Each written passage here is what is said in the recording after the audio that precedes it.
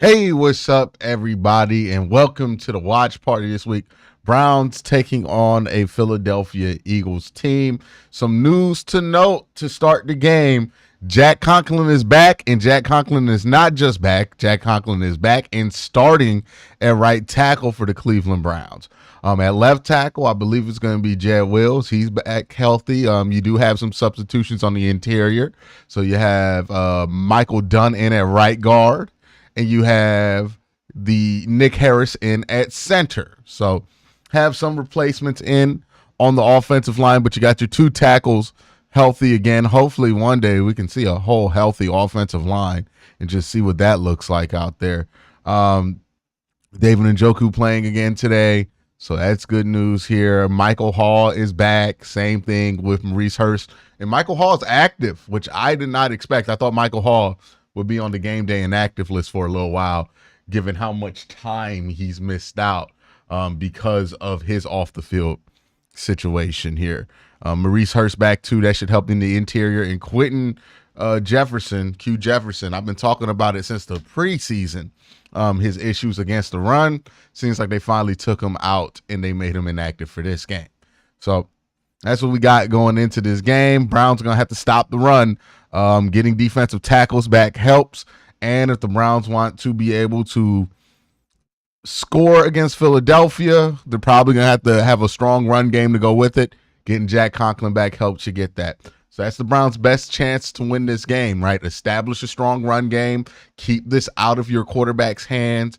And then defensively, play a strong game. Maybe get a turnover or two, but you cannot allow them to consistently get you on the ground.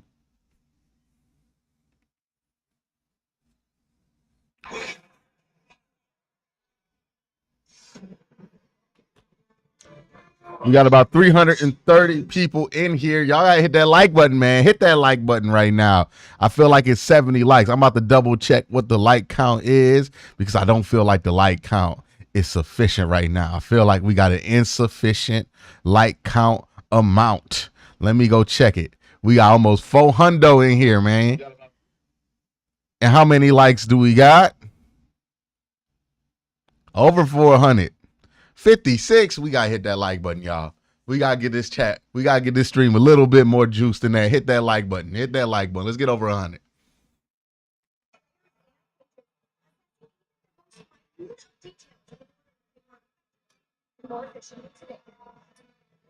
Thanks very much, Megan.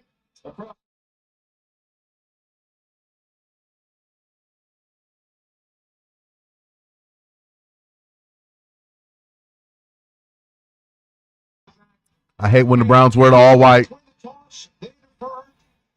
It's never normal when they wear the all white. All right, defense first.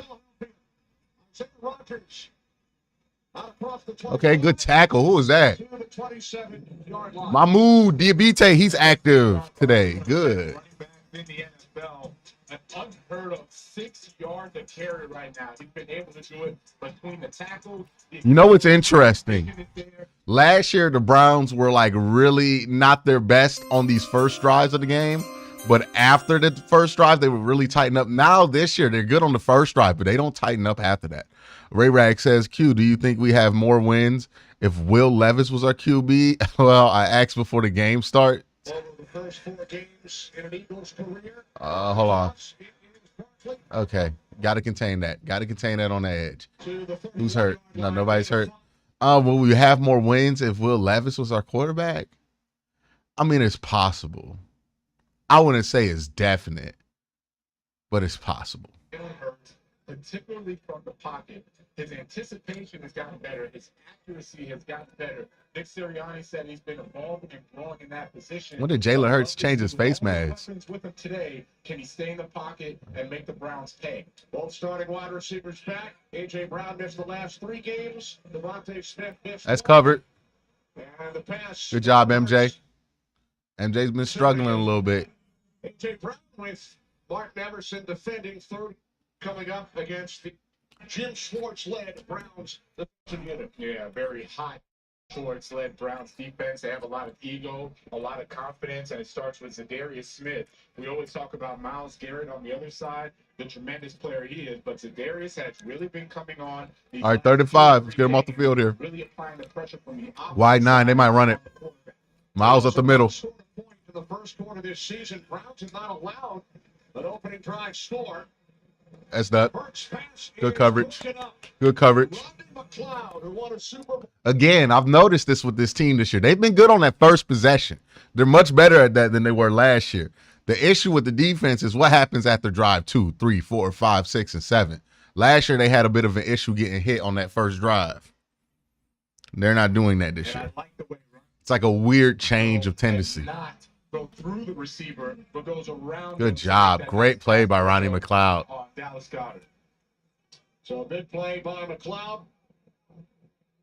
All right, get to see the offense for the first time today. Jalen darted, back pedals, takes it at the 15.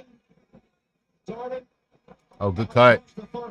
Decent field position. All right, we get to see this Browns offense. I think we're all kind of, I don't know what the best word is for it, but like this was one of the worst offensive performances that I've seen at the quarterback position Deshaun Watson's coming off of.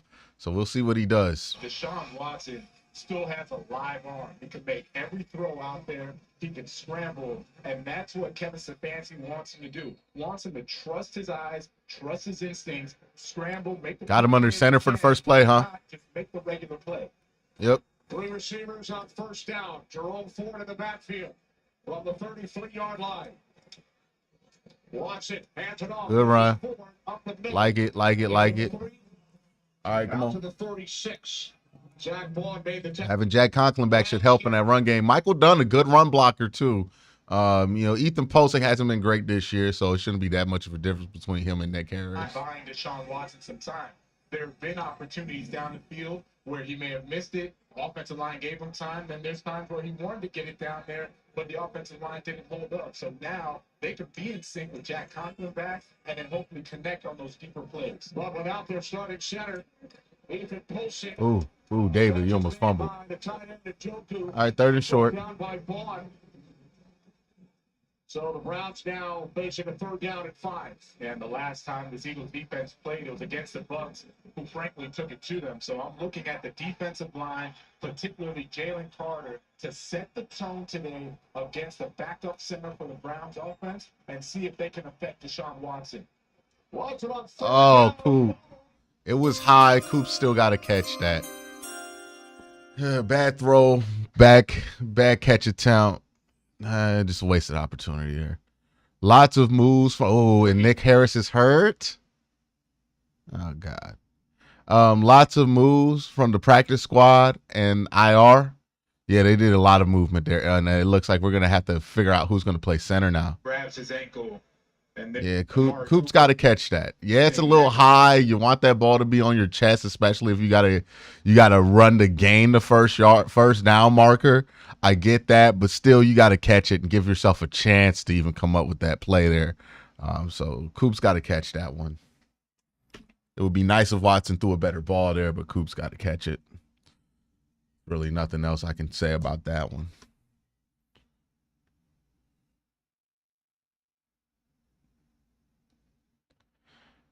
I just don't know what's going on with Coop, man. Like, I was willing the first 4 weeks to be like, hey, it's just he's having his weird games early, but it feels like it's continuing. And if it continues through this game, it's like, I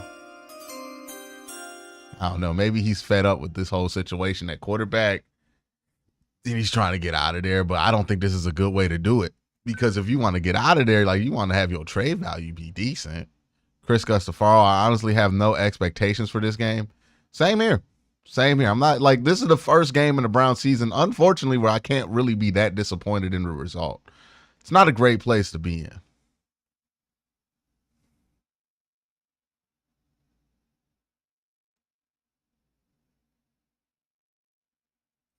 Oh, I don't know why people are arguing if it was Watson's fault or if it was Coop's fault. It's both their faults. Like, this is the issue with the internet. You guys are arguing if it was Watson's fault or if it's Coop's fault, as if one of those are the right answer. If you think it was only Coop that fucked up on that play, you're wrong. If you think it was only Watson that fucked up on that play, you're wrong. Watson threw a high ball. Coop still could have caught it. They both fucked up. Bad execution from your quarterback, bad execution from your wide receiver, no first down. That's what happened. There's nothing to argue about there. How are you guys arguing about this?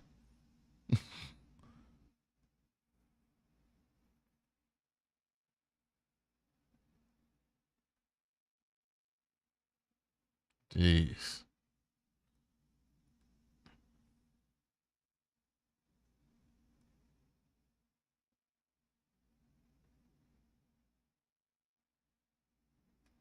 IG Network. Oh, no, he's on the cart. Starting center. Oh, man, I feel so bad for Nick Harris. He's had some tough luck. He's had the worst luck, man. To start today for the injured Ethan Pulsick. Every time this kid gets an opportunity, he gets the worst luck, dude. So, sending him some good luck, some prayers. Michael Dunn looks like he's going to be coming in, stepping into that center position, but who's playing guard now? Nick. Oh, Zach Zenter. Okay, that makes sense. So Dunn's going to flip the guard center. Zenter's going to play guard. So they weren't really concerned. Joshua McPherson says we got this. Let's keep this winning mentality going for Cleveland. Let's go Browns. Let's go Guardians. Expect for absolutely. To be at center. They also have a new long snapper, Rex Sahara. Charlie Hewlett had played in 152 consecutive games for the Browns, entered during the week. With Bojorquez waiting back inside his 25. Deshaun deep for the Eagles. Deshaun takes it at the 18-yard line. Oh, they got Coop returning kicks? 14 yards on the return. I like Cooper. I like Cooper DeJohn. I like Cooper DeJohn.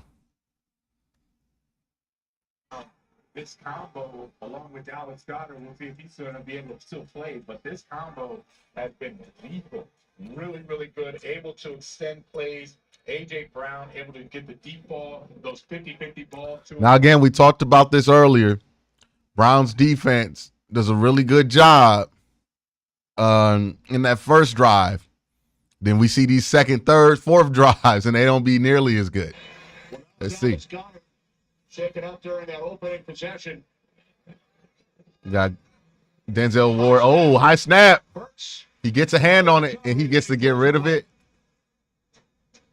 That's just a fortunate bounce for Philly. Because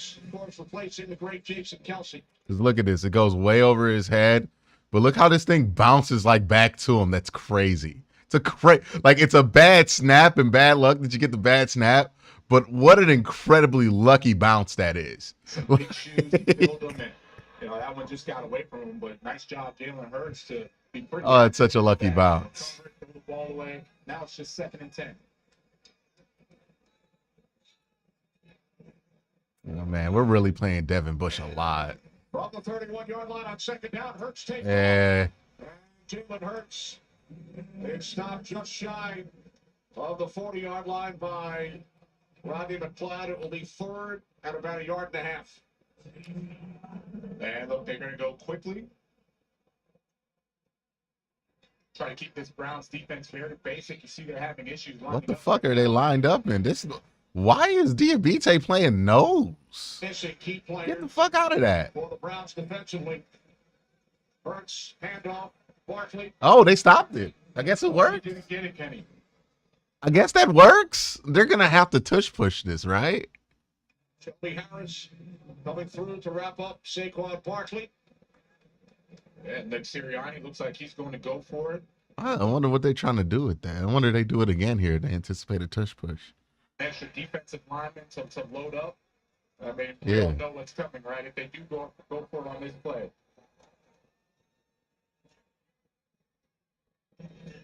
Nah, they ain't doing it. They punting. On 4th down, the tush push. Yeah, it works. Picks up the 1st down. Man, that's tough. As a defensive lineman, as a linebacker, You're going to watch Jalen Hurts. He's going to go to the. Yeah, I don't know what you do about that, man. It's just a lot of beef.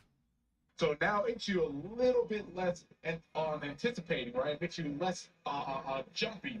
And then now you got to wait. Now they have that little advantage. Set Hunt, he goes, and they get the first down. Eagles 6 for 10 on 4th down this season. After they converted. Oh, thank you. Oh, my goodness. Ah, that is a great tackle for Philadelphia on Philadelphia. He had so much space. And he now running to his offensive lineman. I didn't see. He might have been gone, dog. He might have been gone. Up with the left guard. What the? Oh, God. Timeout. Okay. 2nd down and 6. We're going to get a penalty.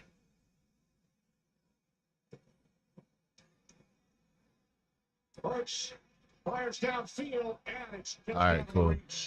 From A.J. Brown. Hey, man, I'm going to be honest with you. Philly got no juice right now. Like, they don't seem like both these teams, it feels like there's not a lot of juice out there. Getting around the corner. You notice that he's not lined up on Lane Johnson right now. He's over there on Jordan Mailata's side, looking to get some pressure over there. And then if the line starts to slide that way, you'll see that Barry Smith is going to get a two-way go on Lane Johnson because everyone else is sliding to Myles Garrett. Jahan Dotson has replaced Brown. 2 tight ends, still no gunner. 3rd down and 6. Hurts has not completed a pass. Get up. Nah, this pick. What they calling? Ain't no way they calling a pass interference on that. What they calling? Man, that looked like really good coverage. Denzel Ward leads the NFL in passes defense. Oh, he starts to yank on Devontae Smith's left shoulder. I like he plays through his hands, gets that ball out, but if they're going to call pass interference, it's because he yanked down. There is no foul on the play. Thank you. That shit was clean. There was no tug. So the Eagles will send out the punting unit. And I can see why the official threw the flag. It's no material restriction. They're both going up for the ball. They're looking at it. Like, it's not a PI. For Denzel Ward. I like both game plans, right? I like that Jim Schwartz is saying, look, our corners, they're good enough. They can handle those. All right, defense is here. Defense showed up so far. Let's get something from the offense now. On the return, not much. Go down after. Here's another look at the play made by Ward. Yeah. You could put your hand on him, right? But you can't tug. He had his hand on his shoulder, and then he found the ball. That's not pass interference. That's just good defense. That's just good defense right there. Good job, Denzel. That's why you shut down. That's why you were shut down. Let's get something going on offense. How long has the offense had to fail? And they only had one drive. They've only had one drive. In this game, at least. There was no tug. Yeah, you can put your hand on the shoulder pad, but you can't give a material restriction. So that's why they didn't call it. He never gave a material restriction. Someone said Denzel Ward plays his air guitar too much. Let me tell you something. One, we know how Jim Schwartz does it. Jim Schwartz will grade you negatively if you don't celebrate. So they're mandated to celebrate by their head coach, by their GM, not GM, by their defensive coordinator, because he wants them to play with that energy and that confidence. So that's why they always celebrate after everything they do. Jim Schwartz wants them to do that. That is a Jim Schwartz mandate. And two, hey, bruh, Denzel Ward be doing them air guitars because he cold. Right? Like, that was a cold-ass pass breakup he just had. He can play the fucking guitar if he wants to. Like, one thing I ain't going to do is tell Denzel Ward he can't celebrate. He one of the few players all season that has showed up every game. Let that man do his air guitars. Why are we hating on that? I would love if the offense was able to do air guitars and celebrate anything. The problem ain't the celebration.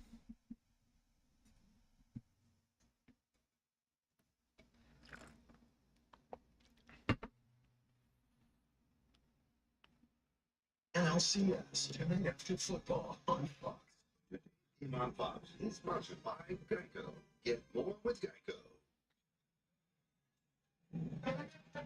Well, today's Fox Super 6 free-to-play game. Download the Fox Sports app right now. And prepare to win your share of $10,000 in weekly. Yeah, when Denzel Ward hits the air guitars one of the few times while watching the Browns, I feel joy. Now let's watch the offense. Line. Following the injury moments ago suffered by their center, Nick Harris. Slide from the 16-yard line as Watson pulled it in. And they kick. I don't know what happened to that play, but I feel like that got messed up by Conklin. Then my first look at it, I think Conklin didn't do something. Q, why don't you wear Browns gear? I get asked this question every year. I just don't like wearing team gear that much. It's too expensive. It doesn't look good to me. They don't ever have it in the cuts that make sense for my body type. It's just not for me. I don't really like team gear, especially NFL team gear. Great run, Jerome. Yeah.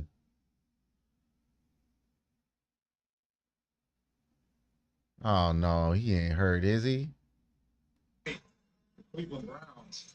Still without Nick Chubb, although they hope to have him back. Yeah, that looked like, I'm going to be honest with you, whatever happened on that first play of this drive looked like a broken play. Quarterback pressures. Well, again, I like how the Cavs gear looks, or at least some of it, and NBA gear be better cut than the NFL gear. Watson. Why y'all care what kind of shirts I be wearing? I don't get it. I don't get the fascination with it. I've never associated how much merch somebody has of the team is like how much they love the team. Because like on the East Side at least, like it's a bunch of people don't wear Browns gear. They love the Browns. Pierre Strong, Big Fangio, defensive coordinator, and he really was impressed with this running back group, trio, core, whichever one you want to call it. The fact is that they all have their role. They're doing it well. All right, we're running it a little bit. We're running it a little bit. It's going to be a long day for the Eagles defense. Second down and 6. Easy. Hey, did he fumble? No, okay, we good. Oh, we going to run Cliff Kingsbury offense. Screens and runs. All right. That's exactly what we're talking about. We just going to take the quarterback out this thing. That's okay with me. Ends up being an extension of the run game. And it's frankly a playbook, a page out of the playbook of Baker Mayfield, Tampa Bay Bucks. They did the same thing to the Eagles defense 2 weeks ago, and they had the Eagles defensive line kind of tired. They're going laterally instead of going at the quarterback. What are they calling the false start on? False start by the offense, number 71. 5-yard penalty. It's first down. That's the left tackle, Jedrick Wills, as we head to Los Angeles for a game break. Carissa. Thanks, Kenny. Bucks already up 7 in New Orleans with Chris Olave. Spency. Oh! Oh! Bucks having a hell of a year right now. Q, why aren't you wearing tailored suits all the time? Don't you want to look both dapper and professional? For real, though. Just be comfy. All right, Deshaun. There you go. Good throw. What's that? Is that second or third down? 46-yard line. You had just mentioned Baker Mayfield, and then Carissa fills us in on the Buccaneers out to a 14-0 lead over the Saints. Baker. All right, 2nd and 1. 2nd and 1. Let's execute. They schemed and disguised. Let's run this. Run this. The Eagles 2 weeks ago, and I see that Deshaun Watson, Ken Dorsey, Kevin Stefanski, they're doing a lot of those similar things, right? You get the run game going. Then you Let's not forget that we run. Let's not forget that we run because we had a little bit of success throwing. Pierre Strong, you better get that goddamn yard. Okay. I feel you, Q. Only wear team gear if I'm going to the game. Yeah, it makes sense. I mean, everybody fans differently, you know? Some people, they rock out, they get the gear, they got like the hats and all that. And like, that's not how I do it. But you know, like if that's how you kick it, that's fine. Some people are a little bit more casual with it.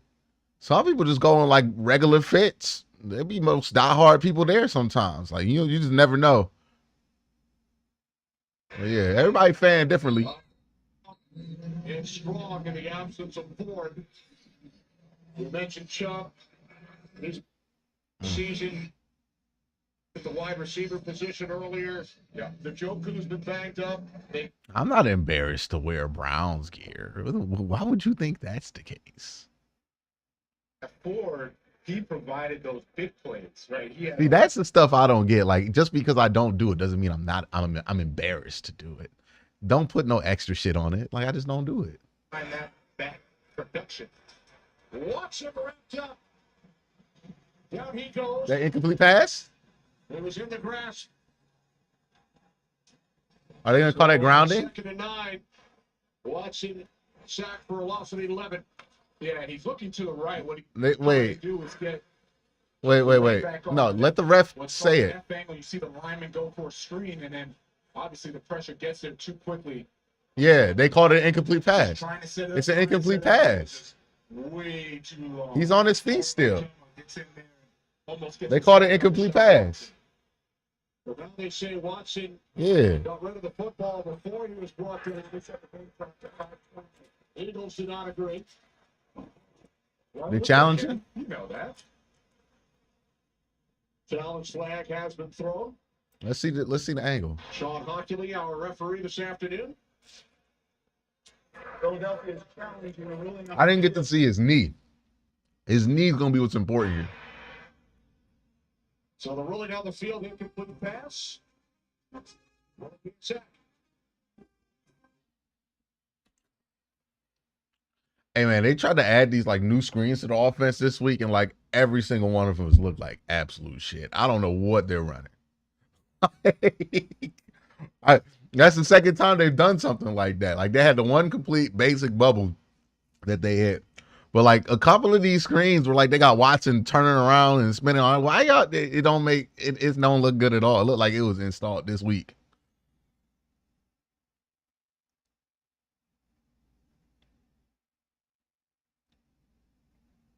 He was close to being down. The question is like, where was his? Because remember, if you get your shin, if your shin touches the ground, that's down, right? It's not just your knee. Your shin, your calf touches the ground. That counts as a body part.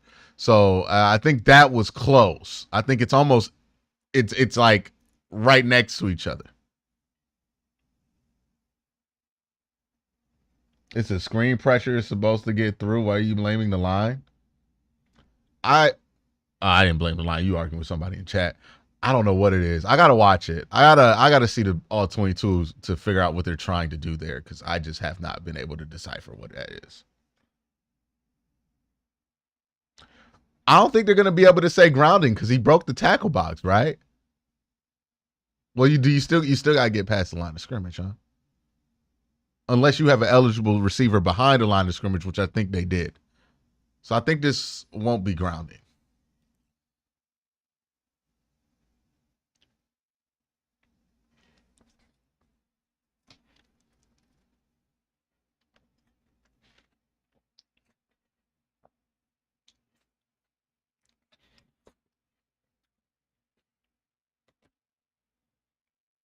Strong was right there.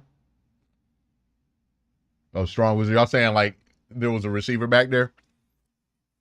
I'm pretty sure. Once we get back, I think it's about if his shin was down or not, his shin or knee.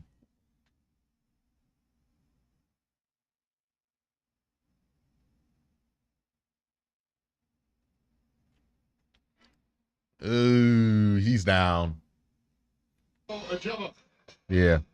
Big Fangio, we spoke with him, very impressed with Ajuma's play. Hey man, Thomas Booker, the other backup defensive tackle, he said they are relentless. He likes that what the culture is. It's supposed to be effort, physical, detail, and they're bringing that out, those backup defensive tackles. Loss of 15, now 3rd down and 24. Watson and the Browns from their 34-yard line. Watson looking on 3rd down. Here we go. And then he throws it away. He was under pressure from Jola, credited with the sack on the previous play. Right, you just take a look at the coverage, and it's 3rd and 24, so it's easy for all the defenders to sit back. It's cover 2. Quinyon Mitchell making sure that no one's going to get behind him. Reed Blankenship was helping him out deep. And Deshaun Watson, nowhere to go with the football, smartly gets away from a sack, throws the football away. Marquez punting from his 25. What a kick. Great punt. Wow. Boom, that shit. He shouldn't have caught it. He should have let it bounce. Good tackle. Who was that, 40? Was that Nat Watson? Good tackle, Nat. Oh, Bookie, my bad. Bookie watching.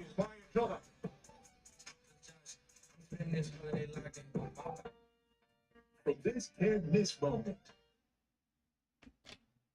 You know, it's going to be sad when I say this, and this is not much of a compliment, but I think the offense is moving better than it did last week.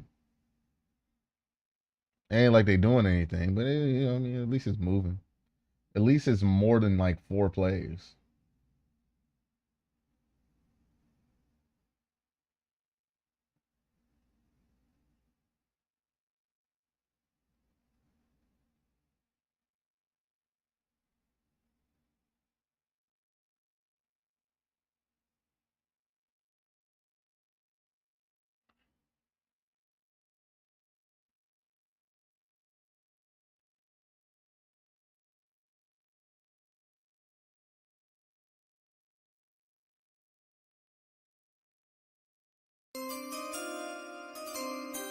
Super chat here. Well, Q, this is Deshaun's last day as a starter.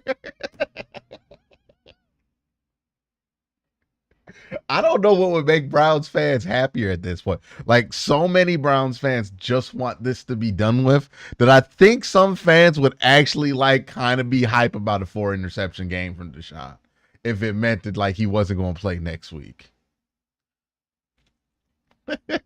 Like, this is the weirdest game because I don't know what people are actually rooting for. I don't blame them for being wherever they are.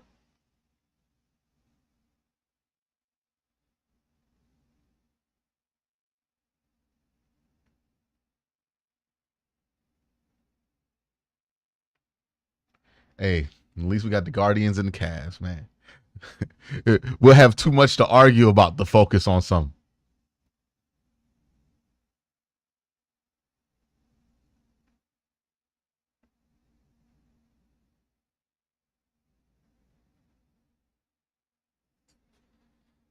Games with, and he has set the tone, set the standard for what it is to be a great play-by-play commentator in the NFL. And Kenny Albert, I mean, my career wouldn't be where it is if it, what you've done 31 years, Kenny. That is phenomenal. Congratulations. Well, first, To be fair, I just want my team to not suck. Yeah, that's why I'm not mad at, because I feel like people just want the change at quarterback, not because of like they just want to change because they think it's going to make the team better. So it's like it's a weird place to be at. Because if you feel like the thing, oh God, oh good Lord, Saquon.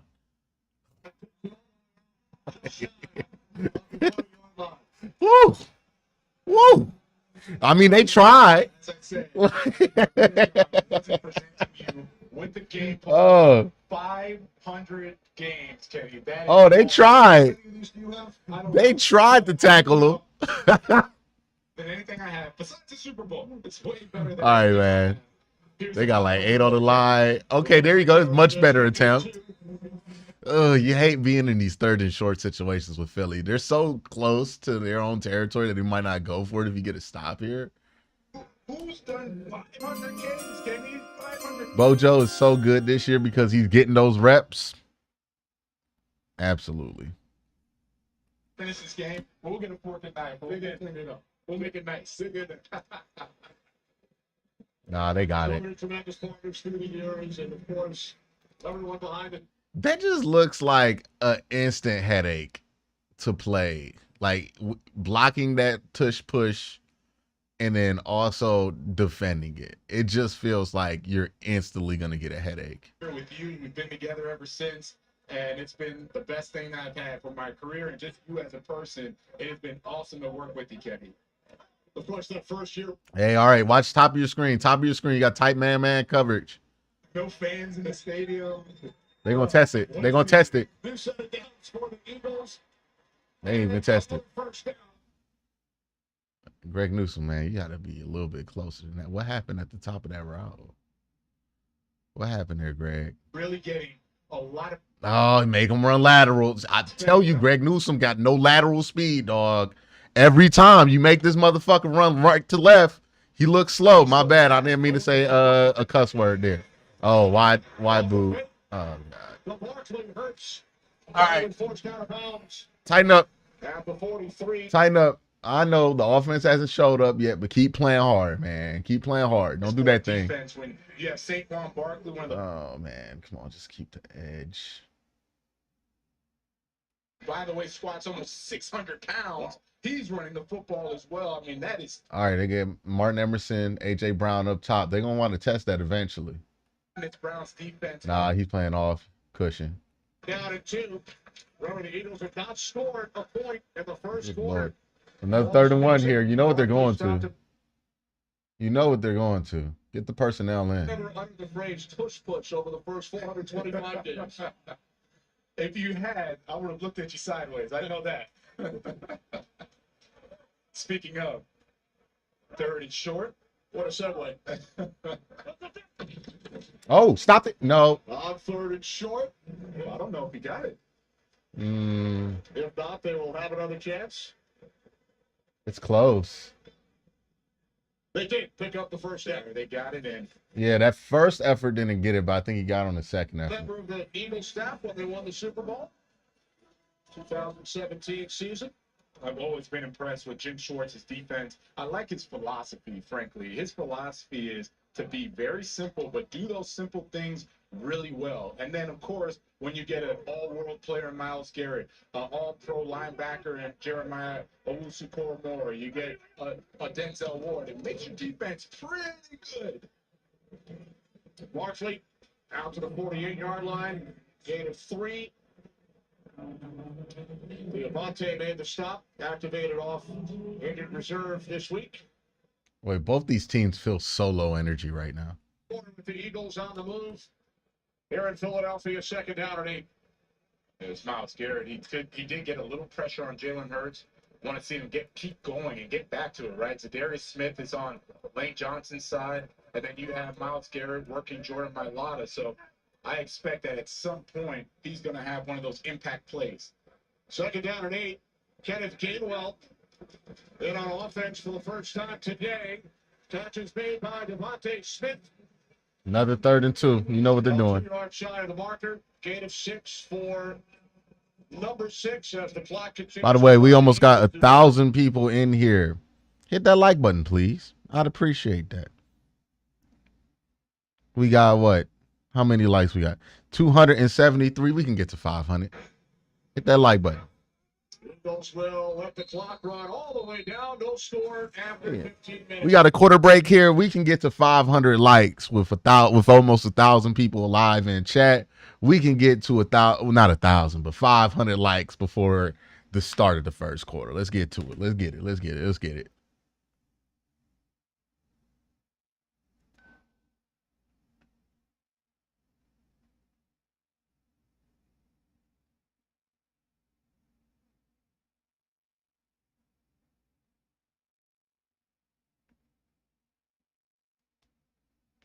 Jerome Ford being hurt really stinks. Really, really stinks.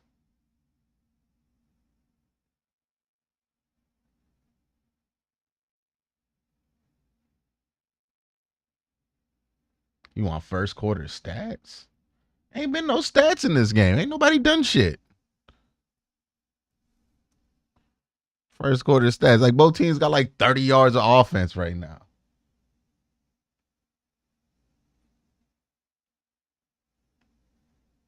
Hey, I got stats for you. Deshaun Watson is 3 of 5 for 22 yards and 2 sacks. Jerome Ford, two carries, 14 yards. The Browns rushing 5 carries, 23 yards. So they've ran and passed the same amount. so far. Amari Cooper's the only, 14 yards, 1 reception. Jalen Hurts, 2 of 7, 19 yards. The defense doing a good job in the passing game versus Jalen Hurts so far. Saquon, 7 carries, 21 yards.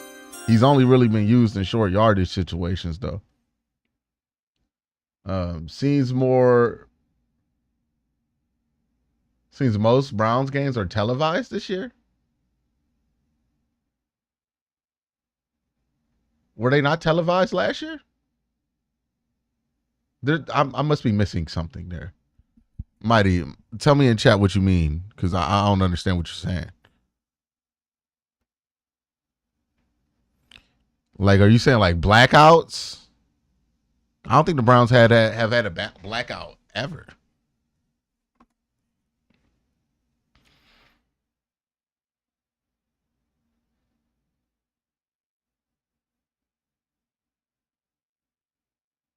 Haven't used David Njoku at all. Be nice to see if he can get used. We begin the second quarter in Philadelphia. Kenny Albert, Jonathan Billman, Megan O'Leary. The Eagles, over their first 5 games, now scoreless in the first quarter. There's the new offensive coordinator, Kellen Moore. Philadelphia at 2-2. Wins over Green Bay and New Orleans. Lost to the Falcons and the Bucs. On third down, it's Barkley with the big push to the Browns' 37-yard line. Gain of 10 for Saquon Barkley. Yeah, and this offensive line, they're big, they're massive, they know how to combo block. Our linebackers are just not disciplined right now. Diabite completely blows his gap assignment. It's only the second quarter, but if that continues to happen, those gains turn into 8-9-yard gains. There's Barkley again, 11th play of the drive for the Eagle. Oh, like a dangerous tackle. Inside the Browns' 35-yard line. Barkley coming into this game despite playing one less game because of the bye week. The early bye, week 5. Barkley third in the league in rushing, 6th in yards from scrimmage, at least 100 yards from scrimmage in each of his first 4 games. You know, I've been so impressed with his vision between the tackles. You know the offensive line is good, but when you have a running back that sets up the blocks the way he does, makes a guy miss in tight space the way he does, and of course that burst, that speed, I mean, this is what makes it special. There's Gainwell on 2nd and 7. Come on, man. We can't let that go for 4 yards when we got it bottled. 30 scrimmage yards per game. 30 in NFL as far as team's production, and then of course is outstanding. 5.96 yards per rush. I mean, everything about what he's doing, frankly, could have been with the Giants, and I know he's over here now. The Eagles are glad to have him, but he has been exactly what Nick Sirianni was looking for in a running back. Nick Sirianni had some good running backs before, but Saquon is different, man. He's on another level. He is special. Eagles and Saquon will face the Giants next week. Third down and 4. Pass incomplete. Hurts was looking for A.J. Good Brown. ball. All right, they're going to kick a field goal. Send out the field goal unit. Jake Elliott. And this is Pro Bowl linebacker Jeremiah Owusu-Koramoah. Just luck. That's just pure luck. No shot he felt that coming, right? No shot. Are they sticking with Watson so the season counts against his remaining years on his contract? It does not matter if Watson plays or not. The contract's going to accrue years unless he gets like banished from the league. But if he does, the contract gets voided. So no, that's not a part of what they're factoring in. Look, the truth is with Deshaun Watson, what they're going to have to do with him is probably just waste a roster spot on him while he's not playing for the team. Kind of like what the Texans did in 2021. Like, it's been done before to Deshaun Watson specifically. If you want to know what it's going to look like if the Browns move on from him, they're going to do the same thing the Texans did in 2021 where they just put him on like the practice squad, on scout team, and then made him inactive during game days. That's it. Unless he wants to like work something out to get released. We'll see.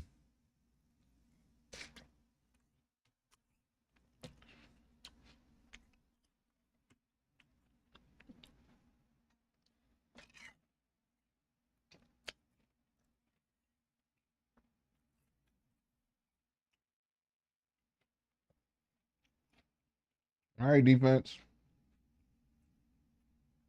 So far, I can't be that mad at the defense. Like, they've held their end of the bargain up. It's only 3 points up. We got to get something from the offense, man.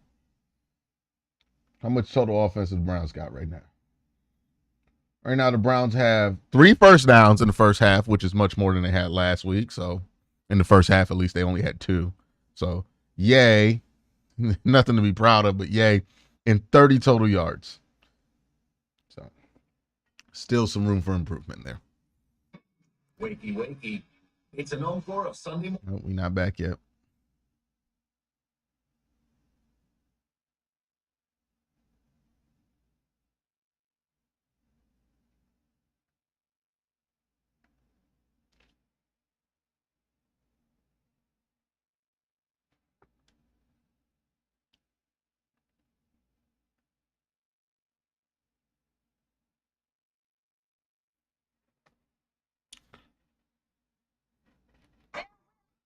I mean, the people asking about why Thrash isn't in, but Jalen Darden is. I mean, they must not trust Thrash that much from what they're seeing in practice. It's the only thing I can imagine.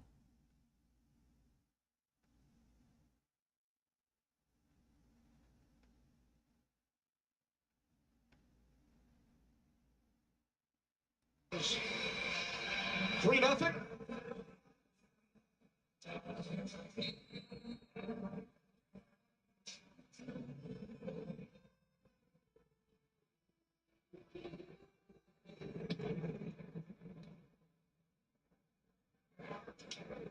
Tillman takes a knee. And Kenny, the Browns offense notably has not been good this season. 239 yards, last in the NFL. 18% on third down, last in the NFL. And when we talk with Kevin Stefanski, Deshaun Watson about it, you know, it's always the little things that are adding up and they're not in sync. So Deshaun Watson, he frankly summed it up very well. He said, look, we have not been in sync as a unit all season long.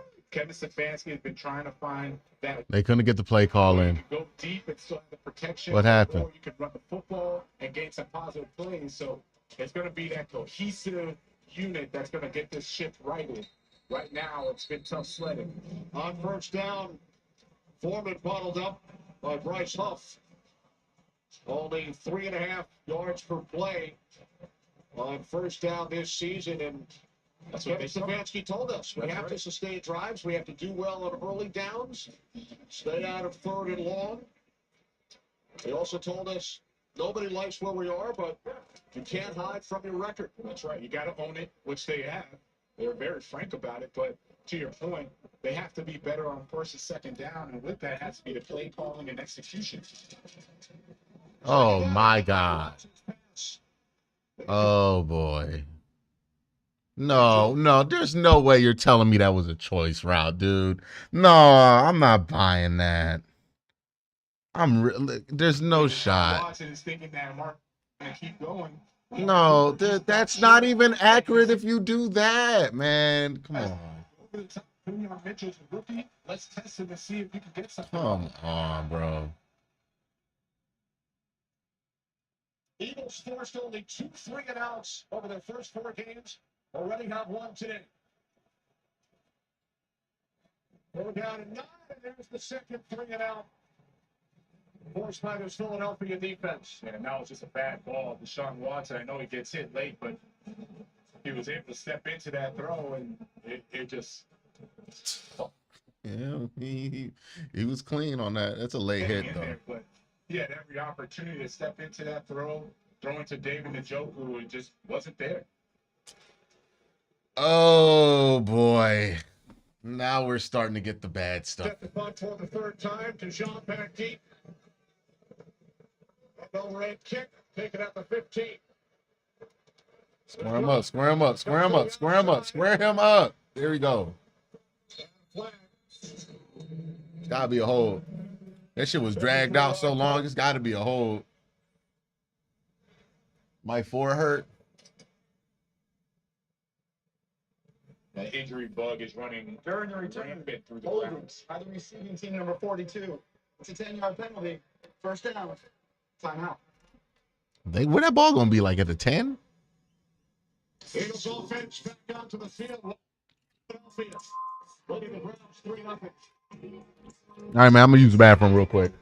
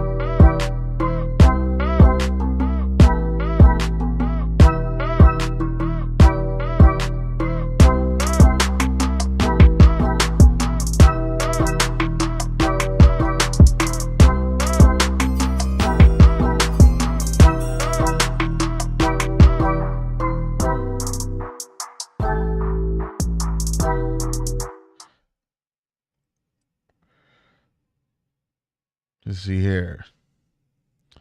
Jacob Rivers, appreciate you. Don't see anything, any text attached to it. Jacob Rivas, my bad. Oh, the third super on the live stream. Appreciate that.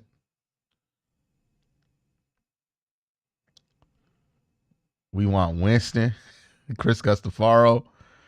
And you're not the only one who's saying that right now. It's not going to take much. Not going to take much. Yeah, we are on track to where you, like, if he keeps playing like this, absolutely cannot play him next week. I stand on that. You just can't. Make him fake an injury, whatever you got to do. He cannot play next week if he's looking like this.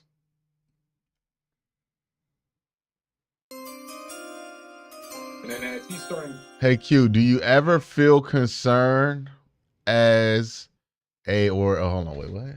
The leading Browns journalist when the team is like this? Like, what do you mean, like financially? Injuries continue to pile up. First pass complete. Yeah, here it comes. Yeah. We know we've played this game so many times before. This is just how the Washington game went. But when the team looks this bad, yeah, I mean, I'm always concerned about if interest is going to be there. Obviously, that's part of what my concern is for running this business. But, you know, just got to figure out ways to talk about things that are interesting to the people who still want to talk Browns. They need to hit in training camp. Just behind the line of scrimmage. Yeah. I mean, I think they need a more physical camp, but I don't think that's going to solve any of the problems that we're seeing today. I mean, look, man, these games follow a very obvious template. The defense comes out there. They come out playing good. And then the offense goes like 3 and out 4 times. And particularly after the offense looks its most hopeless, that's when the defense starts to go. I don't think that's a coincidence it keeps happening like that. Having 11. Works to the outside, it's complete, and then breaking free. Because this offense is giving this defense no time to rest, sure. But also, it cannot be motivating to just see your quarterback play like this and know, like, oh man, they got 3 points. I don't know if we can match that.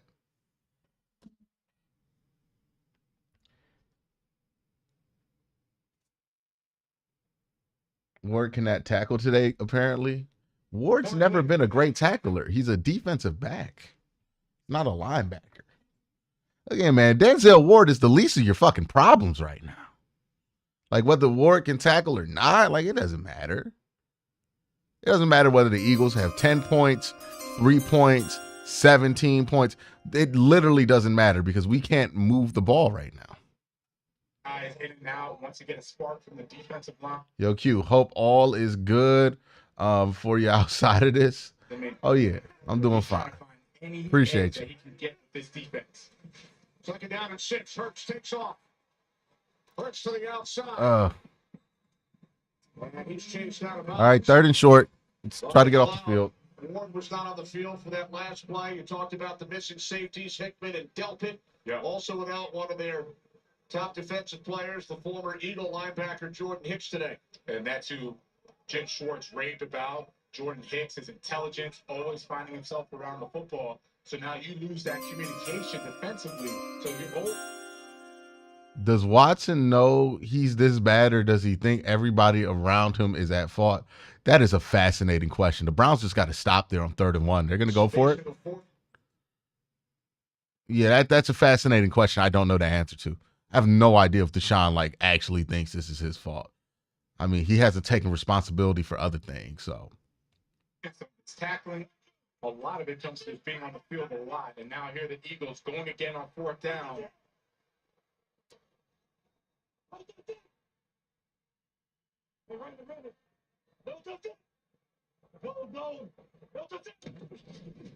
They stopped it. They stopped it. They stopped it.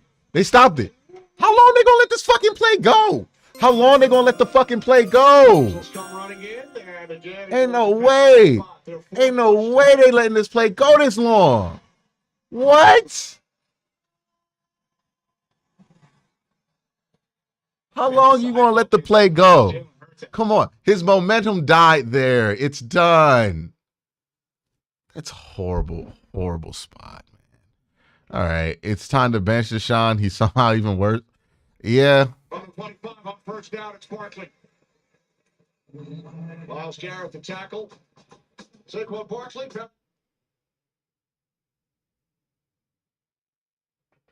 There's James Franklin with Saquon Barkley. I mean, James Franklin, what a job he did yesterday. USC coming back, and there's Saquon. I mean, the coaching that James Franklin has done, he's producing players like Saquon. We had Jaquan Brisker last week for the Bears. I mean, this is just good football. Nah, I don't think blowing it all up's a good idea.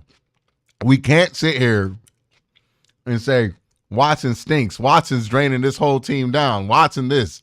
And we all agree on that, for the most part. And then think, oh, we should blow it all up. Like, we're not about to throw the baby out with the bathwater. We know it sucks on this team. The former Eagle McLeod. We've seen these pieces work well together before. He's been a little conservative. He did try one blitz, got burned for that big game by Calcaterra, but so far he's been conservative, rushing forward, wants to keep it simple for the secondary. You have 2 safeties that are backups. You don't. It's been hard to be so mad at the players being inconsistent in their play, their effort given because the QB play's been so bad. And hold on. Oh, he got him. Mossed him. Damn. Great play. MJ got burnt on that one. MJ got burnt on that one. Yeah, he got burnt. He got burnt and turned. Look at this. Talking about not those big plays. Martin Emerson, he's on an island with AJ Brown.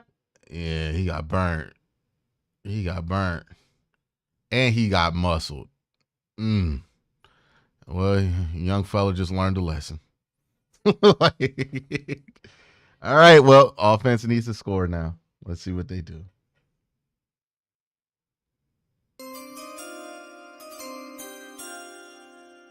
Dismal futures. Yeah, depending on what they do with the quarterback position, I don't think the future of this team is dim.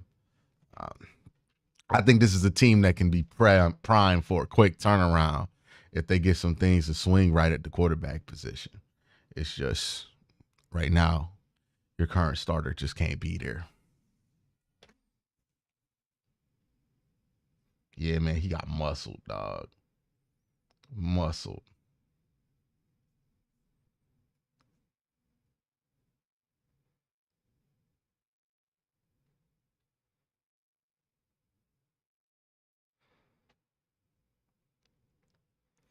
If the too high has linebackers covering 1/5 of the zone, then why are the Browns running linebackers?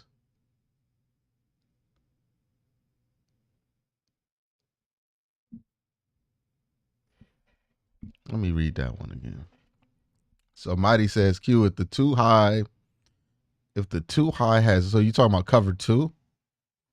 The linebackers covering with the zones. Well, I mean, like, in the NFL, they're not going to run a lot of base cover 2, if that's what you're saying. Like, if you're just seeing it like curl, hook flat, like all that, they're not just going to run base. So they might run some man with it. And as far as their run fits go, that changes with motion. A lot of things can change the run fits. Only thing worse than watching this game is watching this game and then having to see, oh yeah, I can't wait for it to be November 9th or whenever that is.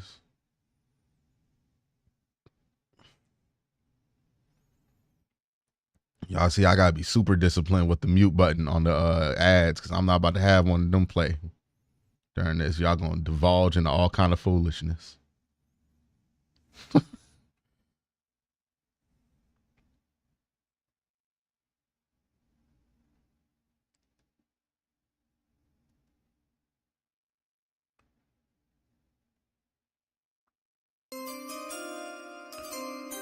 See, get Jameis in there now so you can at least make this game competitive. I mean, like, it feels, I hate that I feel like a 10-point deficit is so insurmountable. But it is.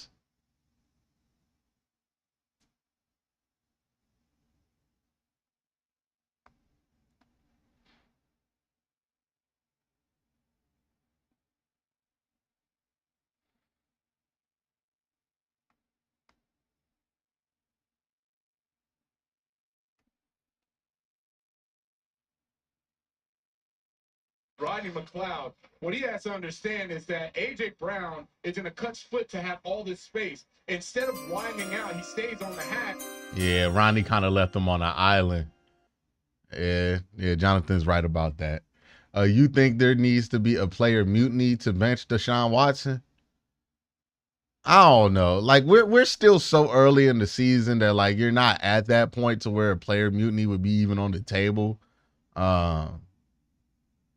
Good run here from Foreman. Like, you're not at that point yet, so I don't think it is what's going to be necessary. But we'll see. Like, if we get to week 12, CTG, and Deshaun's still out there playing like this every week, then yeah, it might get to mutiny point.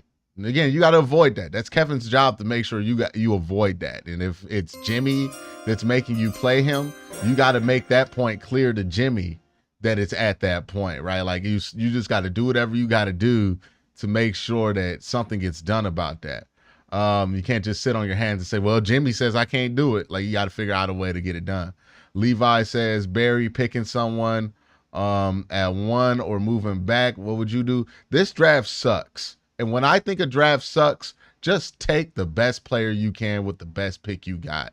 Getting all them extra draft picks in a mid-draft ain't going to do nothing but fill up your practice squad and get people mad because you drafted somebody technically in the 3rd round that's ass. And 37. Judy, and there is a flag, late hit.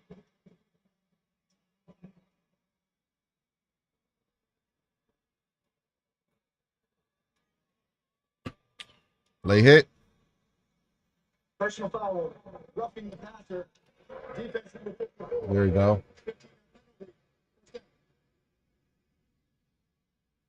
Correction, 53. Yeah, that's Zach Bond. No, he got hit just like that the last play. They didn't call it. Why is Watson playing with a flak jacket? Is he hurt? Can you get Quincy Avery onto see why he said Deshaun Watson was better than ever? Quincy Avery said that shit about Deshaun Watson because he's a quarterback coach who sells his quarterback services and uses Deshaun Watson as an advertising tool to sell his quarterback services. That's why he said that. Browns down in Eagles territory for the first time. Quincy Avery said that shit because the Bills were due.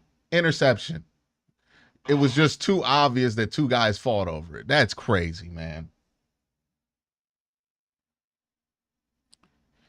That's crazy. Like the only reason that wasn't an interception is because it was too obvious. The nice read. It's 3D press man, and you know, go over the top. The problem is The ball is fucking just, what is that ball? He has to put that ball high into the outside.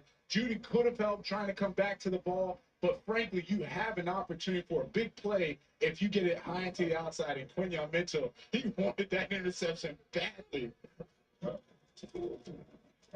2nd and 10. Pierre Strong found a hole. Oh, we might get a field goal.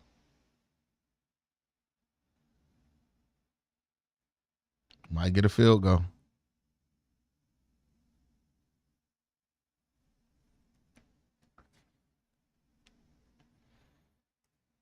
More than 18 in any of their first 5 games this season. Yeah, but this is a manageable 3rd down for the Browns. 3rd and 4 season average has been 3rd and 9 or more. Today it's been 12 or higher. But right now, at 3rd and 4, they can definitely convert this. Worst in the league on 3rd downs this season. Absolutely no trust in our quarterback. Foreman picks up a first. That's the flag. Is it holding? Penalty marker was thrown. Every time Deontay Foreman pops one off, man, it's a fucking hold. Every time. That's on the time, Jim Swain.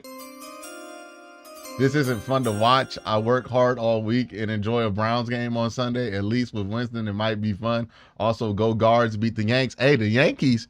When's the last time? Hey, for every Guardian fan in the chat, I don't even watch baseball. But I'm just asking this question. When's the last time the Yankees been to the World Series? Seems like that's a team that can't get over the hump. Appreciate the super chat, feeling dangerous. Nice. And we're out of field goal range now, right? Yep. Just don't take a sack. So 3rd down is for Oh. Cooper. Don't you dare think about going for it. Just kick the fucking field goal, man. He gains 11, so let's see what Kevin Stefanski has in mind here. Yeah, no field goal unit coming out.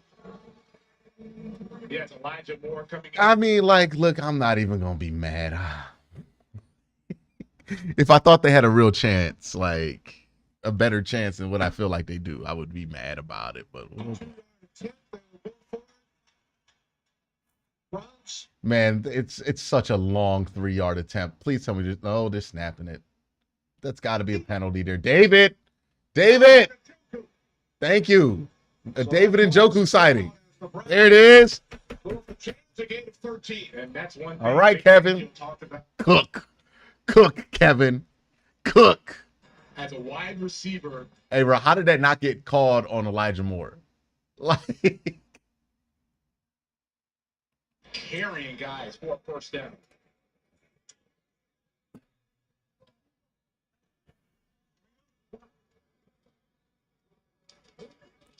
Browns deferred. I hate these wings. They will receive the 2nd half kickoff. Looking to score prior to halftime. Watson to the end zone. That's just out of the reach of Judy.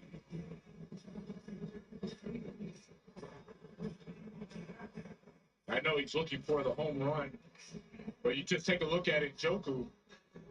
Oh, yeah. Hey, Jonathan, I don't know if this is your first Browns game, but we just can't expect Deshaun to keep an eye on his chip releases.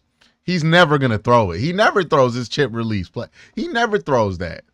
If you chip releasing, you're not running a route. Like, it's just not what it is. 2nd and 10. Yeah, I know David Njoku's wide open, and yeah, he probably should have threw that shit to David Njoku. I'm just saying, dog. I gave up hope that he gonna throw that ever. He don't ever throw that fucking shit. Back at the 21, so another 3rd and long. 3rd down and 11 for. I don't know how many times they've had to point that out on the iPad. And he's like, yeah, I ain't gonna do it.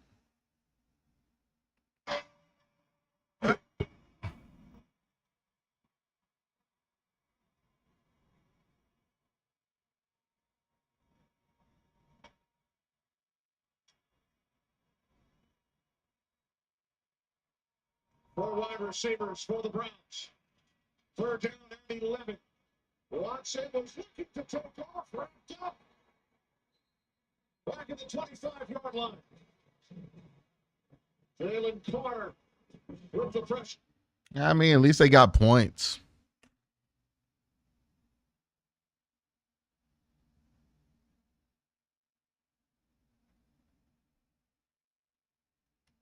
Yeah, he just walked into a pressure.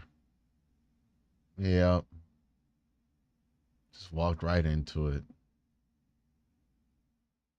All right, man. Yeah, he is what he is, man. This is just who he is.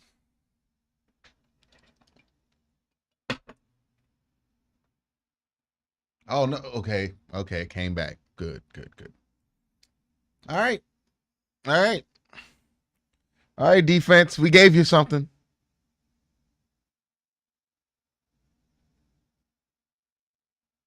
Yeah, man. The line collapsed. Absolutely. Sure. Whatever. I'm not going to argue with it. I got fucking eyeballs. I saw what happened. He stepped up into the pressure. He's not good at. But yeah, the line collapsed. Sure. Sure. It's not his fault. Let's never blame him. My bad.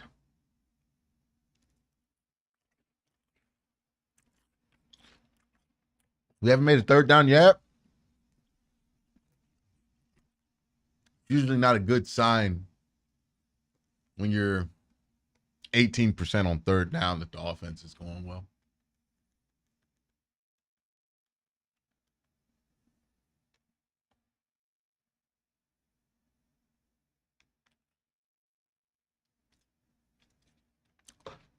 Let me take a little peeky at what's going on with the Commanders and Ravens.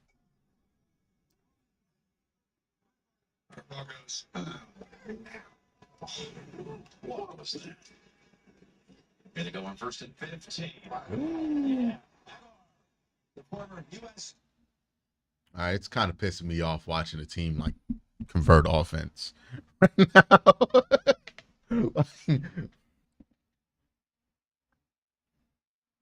He's getting up on the ball, snapping it quick. Miscommunication issues.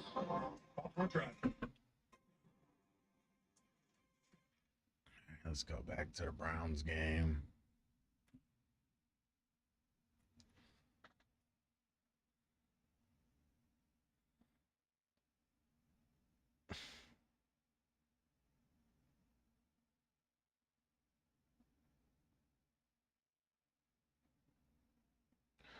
That's hilarious, man. That's hilarious. Someone's like, hey, man, another QB can't fix this problem that we're having with the quarterback. Okay. If that's your theory, if that's your belief that the problems that the Browns are having at the quarterback position can't be solved by simply playing a different quarterback. Okay. That's your take. I don't agree with it. I don't know what to tell you about that. I just don't agree.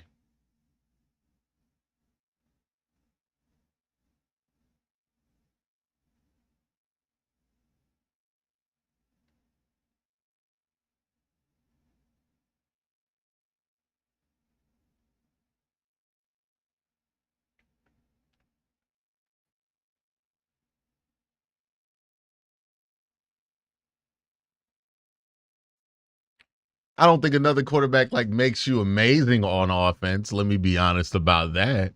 But maybe you have a chance to get to 20% on third down with a different quarterback. Like we're acting like we're not at the bottom of the league right now. That like literally, if we change the quarterback, what are we risking losing? We're the worst offense in the NFL right now. Like, what are we if we just want to see it happen? What's the risk in trying it? We want to alienate Deshaun Watson? Is that what we're trying to avoid doing? Because he might play better when? 5-7, 91 yards and a touchdown. Movement prior to the snap. False start. False start by the offense number 65. 5-yard penalty. It's first down. The entire team is trash.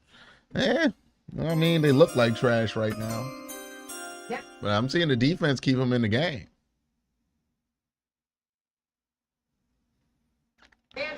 I'm currently watching Spencer Rattler read defense better than Deshaun Watson. Spencer Rattler. It's crazy. That's crazy. It's not like, it's not crazy that you said it. It's crazy that we live in a world where that's like not a crazy statement. Oh, can't give him that on 1st and 15, man. Calcaterra taking up for Dallas Goedert. Dallas Goedert hasn't been injured his hamstring, and now Calcaterra is getting his opportunity, and Jalen Hurts is finding him. Hey, man, the defense is holding them to 10 points in 1/2. I don't know. That's not fire the defense caliber shit. Good Lord. Call the hold on McGuire. Not getting a fucking call. They held McGuire like, come on, man. Hands in the face. Chokehold. Like, we not going to call that? He almost put him to sleep. That's ridiculous.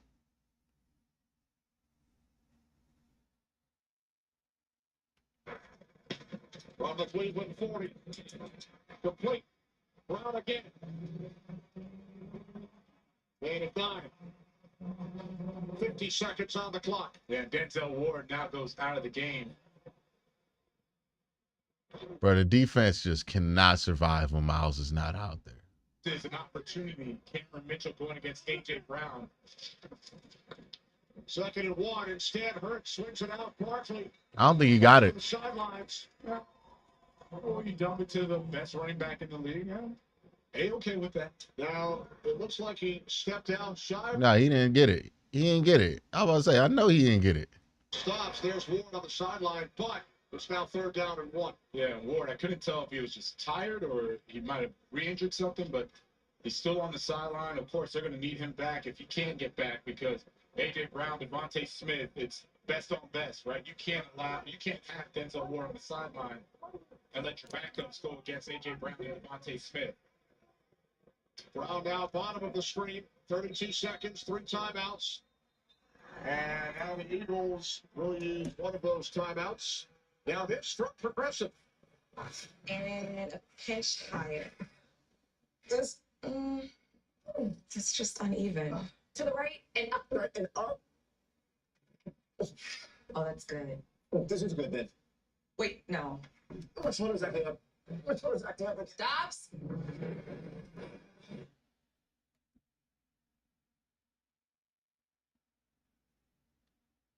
That's a hilarious commercial they got. I'm glad Josh Dobbs got that opportunity. Good for him.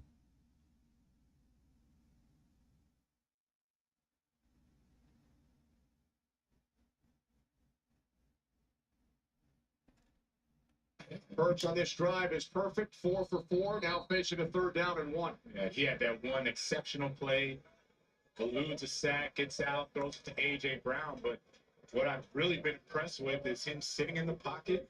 He's able to read the defense. He throws on time.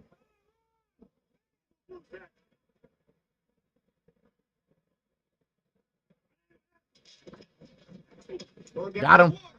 Big time. Big sack there. Big play by the defense. Defense is trying to give you something right now, man. Well, that's going to be a 57-yard field goal. That's not a gimme at all. Right by Saquon Barkley. Yeah, 58. No hesitation by There it Jeremiah is. Owusu-Koramoah. There it is, John. Step up, and he's a Pro Bowl linebacker for the Browns. Rise at halftime. Coming up, Kurt, Terry, Howie, Michael, and Jimmy. A lot of terrific action during the 1 o'clock window. Boy, if we could get a block and a return for touchdown, like, that feel great. Rise at halftime is coming up next. So Barkley looking to stop the clock, doesn't pick up the 1st down. And now 57. it's back, forcing the Eagles into a field goal attempt from 57 yards away. Elliott's career long is 61. Oh, Miles did it again! Miles did it again! Miles did it again! Miles Garrett! You're the greatest of earth! Oh my God! Miles Garrett! Miles Garrett! He did it again! He did it again. He did it again. Saquon Barkley not picking up the first down. Jeremiah Owusu-Koramoah gets the sack. Now blocked field goal. Oh, The guy that makes the play. the greatest athlete Right there, middle of God's the ever crafted. Good God. line, gets My that big God. blocks it. Wow. And Ryan McClellan Wow. all the way Wow. for a touchdown. Oh my God. Somebody clip the last 3 minutes of the stream for me, please, and send me that on Twitter. I need the last 3 minutes clipped. Somebody please do it. I'll give you a shout out on air. Holy and shit, man. Thank God for Myles Garrett.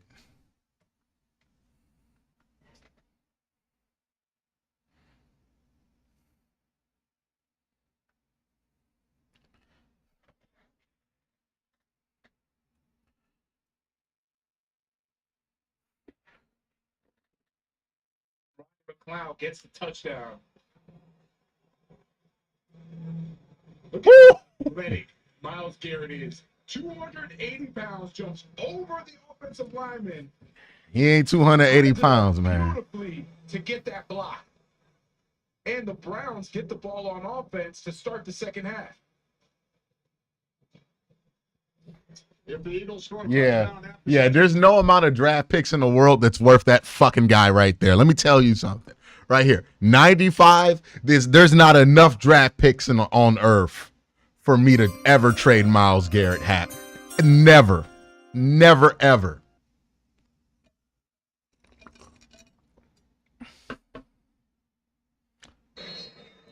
That's right. Somebody in chat said it. Myles Garrett is the most explosive piece to the Browns offense right now.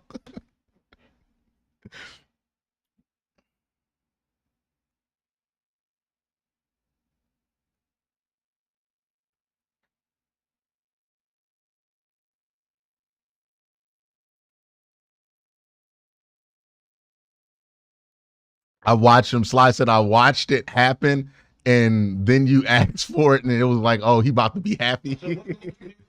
I can't believe that.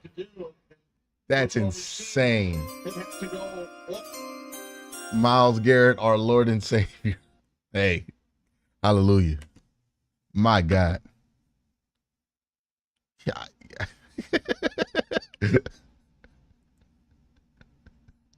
I can't believe he was. Don't show me this whack ass quarterback comp stat. I don't want to see Deshaun Watson's face right now. I am happy. Okay, don't show me that motherfucker. Okay. No, get him off the screen. We're not talking about Deshaun at halftime. We're not doing any of that. Okay. Am I muted? No, I'm not muted. Yeah, I don't know why y'all said that. I'm not muted. Hey, man. I can't believe he did that twice.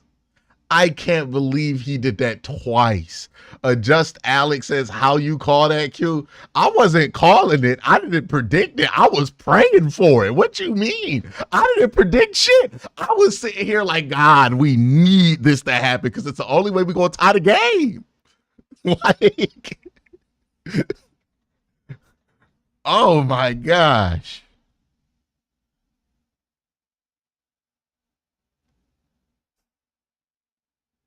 For it. What you mean? I didn't predict shit.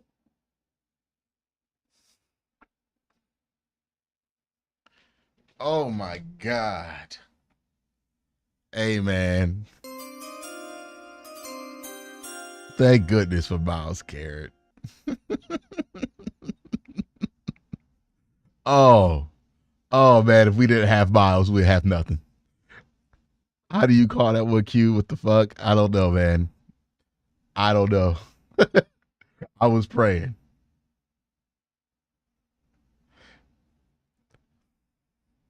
Great. Boy, if we get a block and a return for touchdown, like that feel great. Thank goodness for Myles Garrett. Oof. Oof. Oh man.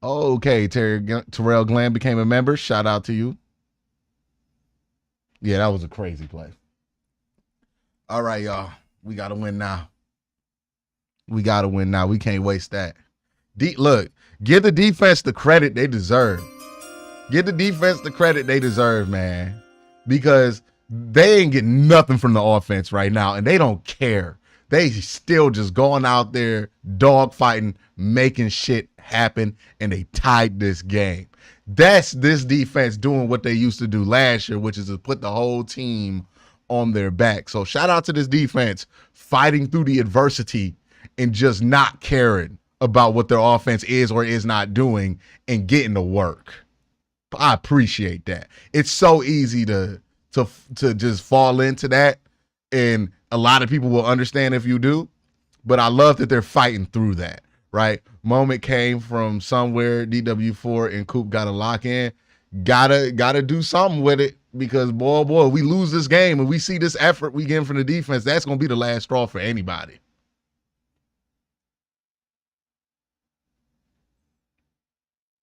Defense playing with some fire today. Look, even when they bent, they made up for it. They making plays. They come with fire. Look, Philly is just as lackadaisical right now with their energy as the Browns have been. Right? Like, you watch this game, like, can you believe this is a home game for Philadelphia? They ain't got no juice. That stadium got no juice. That team right now got no juice. Philly don't really want to play. Like, this don't strike me as a team that's excited to play this game. And for the most part of this game, and then the Browns don't feel like that either. Like, when both these offenses are on the field, Philly and Cleveland, it don't feel like they got the juice out there.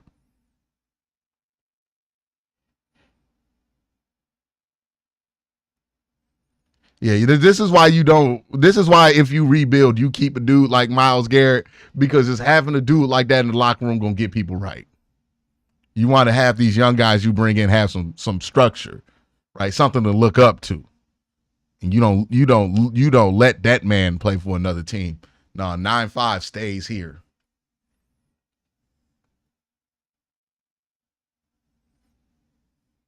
Flip, Philadelphia. Flip.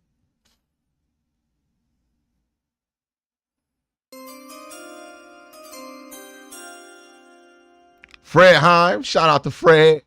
We were there at Lucas Oil when Miles did it last year. It was crazy then to see him do it again.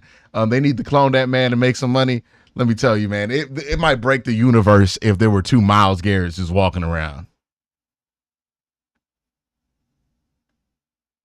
Like, I don't know if that's allowed.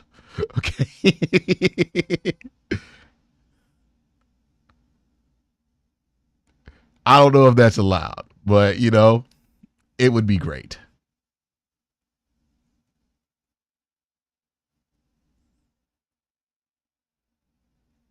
Yeah, Myles Garrett is just carrying this team, man. And I mentioned this, too, during that drive. I'm like, man, when Myles ain't out there, this defense looks completely different. Then Myles just gets out there, just changes the game. Incredible.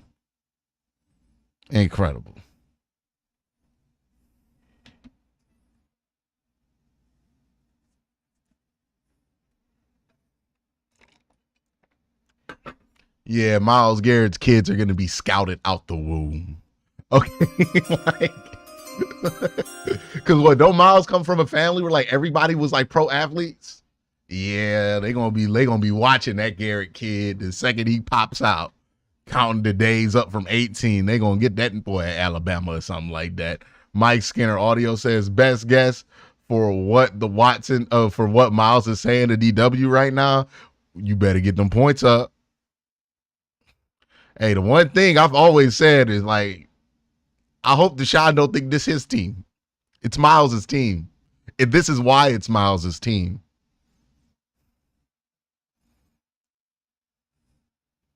Yeah, like, are you going to perform now? Like, that's what he wants to see, right? Because Myles want to win this game, and Deshaun's playing quarterback, so you better put some points up, man. You better put some points up. That's a reminder of who's the man on this team. Who get the big piece of chicken? Is Myles Garrett get the big piece of chicken?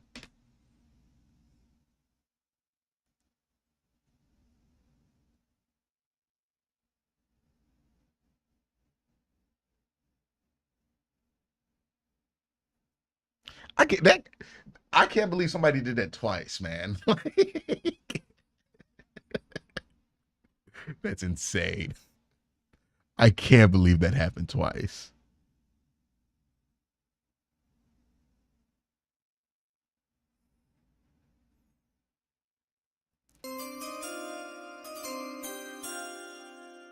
Hey man, when Myles Garrett jumps over a human being, like I'm going to have to say a couple curse words. I'm sorry, I'm just not there yet in my growth. Charbo 187 says, AQ, love what you do for Cleveland. Keep it up. I'm glad you gave up on cussing for this game. Look. Myles Garrett jumped over two human beings for the second time in his life to block a field goal. I got to celebrate it. Like, I got to cuss at that point.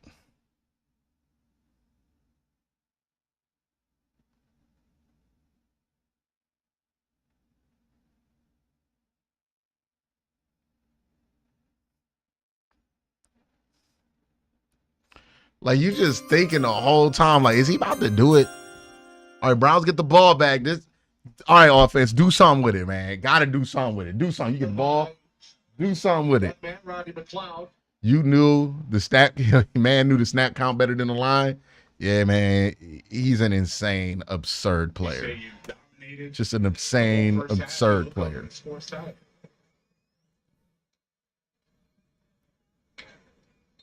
Browns will start from their 30-yard line as we begin the third quarter.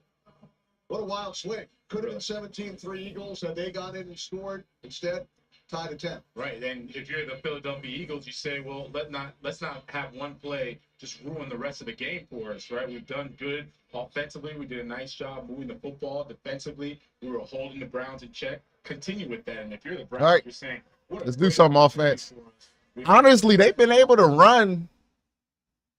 If we pick it up, we might have a chance to win this game. Oh, God, that was Jordan Davis' big ass, huh? Get with Megan.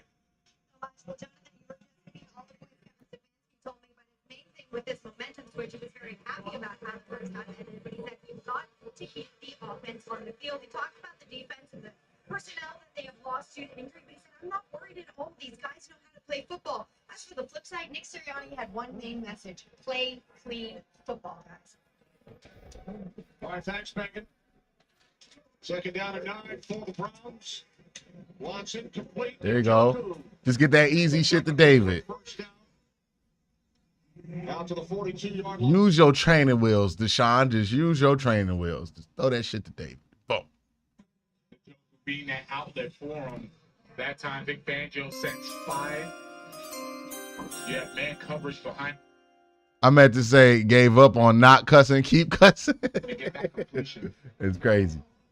Third reception for Njoku today. New set of downs for the Browns. From the 42, play action, pass over the middle. It's Deontay Foreman. Ooh, this felt real West Coasty what the Browns are running in the second half to start this drive. The rhythm that the Browns are getting into. You have a check down, which is the option for Deshaun Watson. If he doesn't see it, he's getting the ball out quickly. Remember, Cleveland lost their starting center, Nick Harris, who was in for the injured post early in this game. Yep. Replaced by Dunn. They also lost starting running back Jerome Ford. Second down. Got it. Run. North. There you go. The Eagles 40. Brought down at the 38-yard line by Quinyon Mitchell after a gain of. We can run it on them now. Way to block down here. Move Jalen Carter completely out the play. Great job there by Zenter. Left side, defensive left side. And then Nakobe Dean is short. The defensive lineman get Great job. We're moving them on that ball. Keep running. Darius Slay off the field. It don't matter. Keep running that shit. Play of the day by this Browns offense. Of course, they had a 50-yard return on the field goal block. Just run. Watson, pump fake. And he will be knocked out. Damn, he knocked the fuck out of Elijah Moore. By Tajin. And you see, that's as good as a run play. He gets outside the pocket. There was a little pressure. And instead of forcing the issue downfield, fakes the pump, Let's just run. makes a nice game, fakes out to Kobe Dean, and you're watching this Eagles defense. Yeah, they right now are on their heels. They Great script. Great play calls by Kevin. Now playing without Darius Slate. Second down and 4 from the Eagles. 32, it's Foreman. All right. And he looks to be just shy of the marker. Brandon Graham in on the tackle, playing in his 200th National Football League game. First Eagle to ever reach that mark. Jason Kelsey second. He retired at 193. Yeah, congratulations, Brandon Graham. 200 career game, 15 years in the NFL, still playing at a high level. Nick Sirianni, Vic Fangio, all raved about his leadership. Jameis Winston has come in at quarterback. Third down and 1. We've seen this at times earlier this season on short yardage plays. And this will be stopped in the backfield as Cedric Tillman They saw it coming. is tackled by, guess who? Mr. 200, Brandon Graham. Yeah, great job, Brandon Graham. He gets that tackle for loss, but what a terrible fall. Kevin Stefanski, everything that's out there. You're going to watch Brandon Graham reads his, it's too easy. I think he checked to it. I think Jameis checked to something. I think he was supposed to sneak it, and Jameis checked into something there. Because he saw one of the linebackers tiptoe into a gap, and then he changed the play call. I think Jameis switched it up. It's 52-yard attempt. See if we can get it. Oh, that hooked. From 52, Hopkins' kick is no good. All right, but the offense showed life at least on that drive. They at least showed life on that drive, which is better than what we've been seeing. Yeah. We got to remember, Dustin Hopkins had a great run last year when it came to 50-plus yard field goals, but that is not what Dustin Hopkins has been great at in his career. Dustin Hopkins is not the 50-yard, plus yard, long-range field goal guy. He's never been that in his career. So I think he had a bit of an outlier year last year when it came to that kind of stuff. Yeah, but I think what happened on that, QB sneak was Jameis did a hard count. He saw one of the linebackers tiptoe into a gap that they weren't expecting him to be in for that play call. So he checked to something in that formation, and they checked to that. Yeah.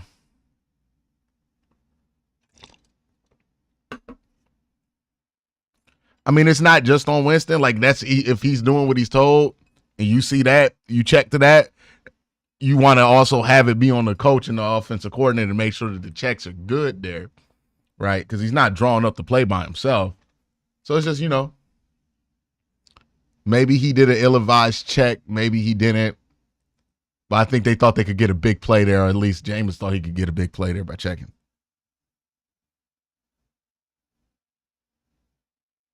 I don't think that's the play they called to start, though. It doesn't feel like that was the play they called because they definitely checked to something.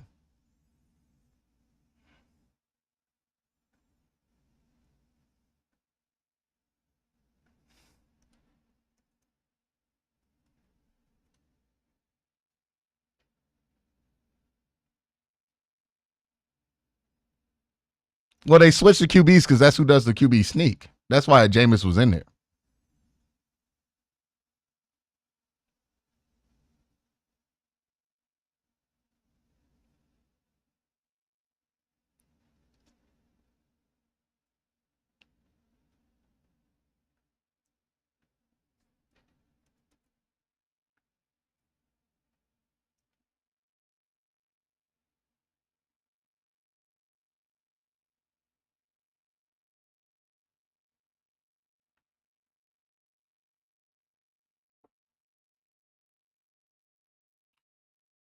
All right. And he makes a tackle for loss. Then you have a missed field goal, and we're still at a tie game. So now the Eagles start from the Good play, Miles. It's Miles Garrett who makes the play, bringing down. He's locked in. Yeah, he's like, hey, He's look, feeling Brandon good. Graham, I know you were good back in your day. Also, like, keep in mind, Myles Garrett jumped over the line and blocked the field goal while still having an Achilles be on the injury report. I mean, Like he's injured right now.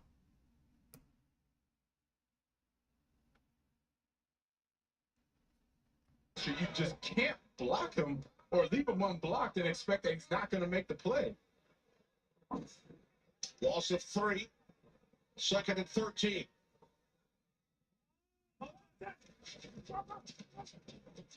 Hurts escapes. And now throws it away. Good job. Good job, defense. Good job, defense. One more. And this time, Myles Garrett, he's going to have 2 guys now paying attention to him. And what does that do? That allows for 3 guys. Newsome to go inside, create the pressure on Jalen Hurts, and then Shelby Harris is there to make sure that Hurts throws the ball away. This is a really good job all around. It starts with Garrett. They bring all the attention to him. Newsome goes on the blitz, and then Shelby Harris makes sure to clean it up. Dallas Goedert has been ruled out due to the hamstring issue. 3rd down and 13. Here's Barkley. Got him. Barkley taken down by McLeod at the 46-yard line.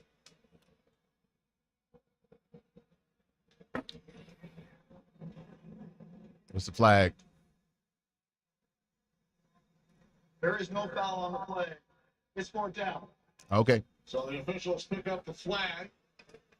And the Eagles. Way to hold, defense. Way to hold, defense. Birds are coming out. Obviously not happy with the slow start of the second half for the Eagles offense, but it's really from the end of the first half, right? Complete control. You don't get the first down with Saquon Barkley. You get a blocked field goal for a touchdown.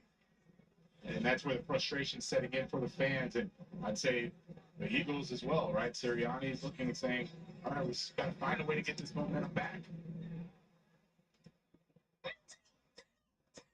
Garden lets it bounce, and the Browns will be pinned inside the 10. In a 10-10 game in Philadelphia. All right, we're going to run the ball here because we're all the way backed up on the goal line. I don't think they trust Deshaun to drop back there. I would not trust Deshaun to drop back, especially from under center in this situation. I'm running that shit. 100%.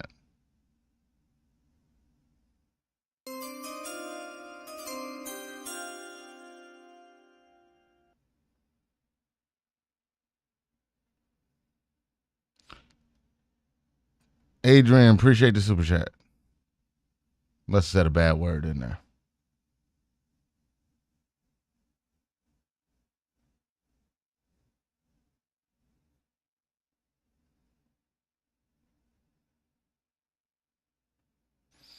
All right. Hey, the defense is giving you a chance to win for sure. Got to take it.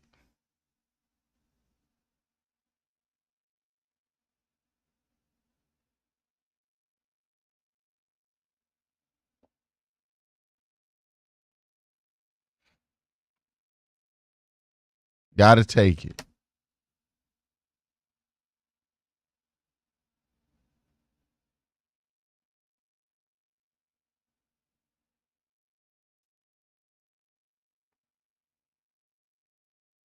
Darius Slade, questionable return for Philadelphia.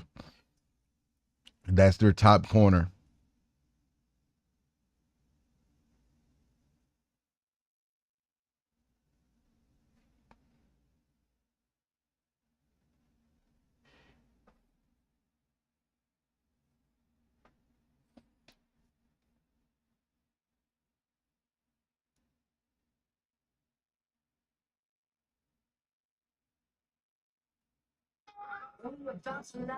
The next icon of vacations. Star of the seas. Book today. Leaders are emerging of the floor. Bring it on. Well, To their territory. Pass. That was one for the ages. To soar on Wednesday after the Masked Singer on Fox. It's a primetime showdown on Fox College Football Friday as third-ranked Oregon takes on Purdue. It all kicks off Friday night, 8 Eastern on Fox. Had a great game against Ohio State yesterday. Oregon pulling that out. 32-31. That was a heck of a game. Wild finish. Get rid of it. Oh, this is why I just said run it. Just run the ball. Back to the 3-yard line. You cannot trust him. Look. You cannot trust Deshaun Watson in a drop back situation when you're on your 5. He's just not there.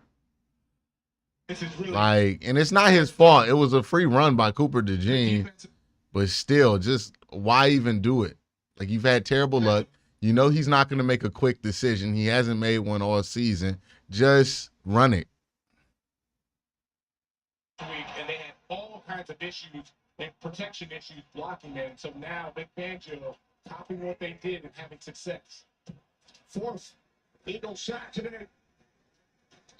Now it's Foreman. Out to the 5. Another 3rd down and long. Brings up another 3rd and long. And they think back to the first drive. And what worked well is the running game. Hey, I'm not even trying to get this first down. I'm just trying to avoid getting a safety here.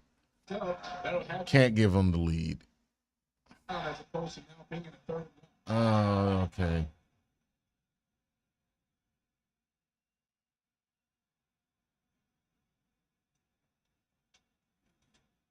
There you go. Let's get to the 17, and it's Yeah, I'm fine with that. I am absolutely fine with that.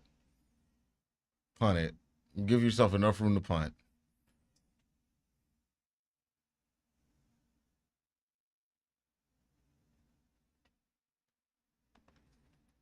Why did they do that on 3rd and 1? Because it wasn't 3rd and 1 there. It was 3rd and 17. They were going to give you like those yards on the ground there versus 3rd and 1. They're not going to play off coverage.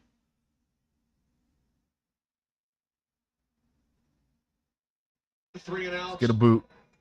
First 4 games, 3 so far today. Boot. Big boot. Takes it up to 30. Turns up. Okay. 17-yard return. 62-yard punt. Setting up. All right. You can take it. Dig.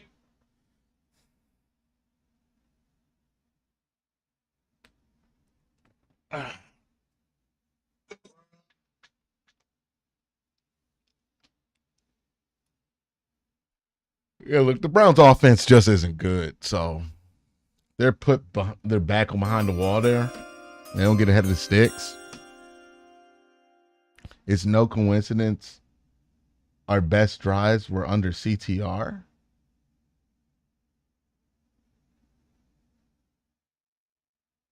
Huh? Mark, you have to explain that one to me.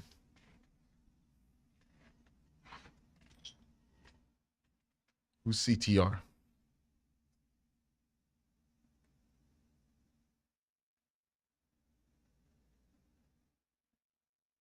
Oh, under center. I'm stupid.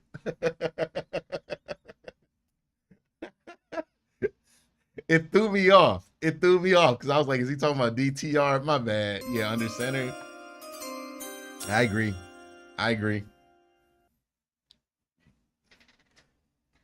They're really going to start Deshaun Watson at home again? I don't know.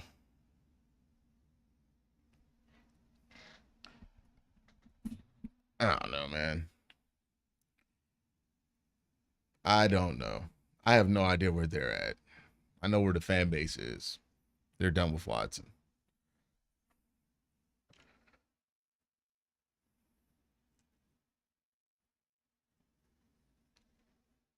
What I think about the play calling on that drive? I mean, yeah, I would have just, I said before they even started that drive, I would have just ran it. So, like, starting off with a drop back pass, clearly not something I agree with there. That being said, did you really, like, my judgment of the play calling is like this. If I had more faith in the offense to be able to score on a 95-yard drive, I would be more furious about it. But I think the play calling is going to look bad or good no matter who does it because the guy who's executing the play calls at quarterback, he's not good. And the blocked field goal led to the only touchdown for the Cleveland Browns. Excellent starting field position for the Eagles from their 47. Hurts swings it out. Holding. The former Washington Commander. We can't get a call to save our lives right now. Like, they keep holding. Season out of Penn State, gain of 13.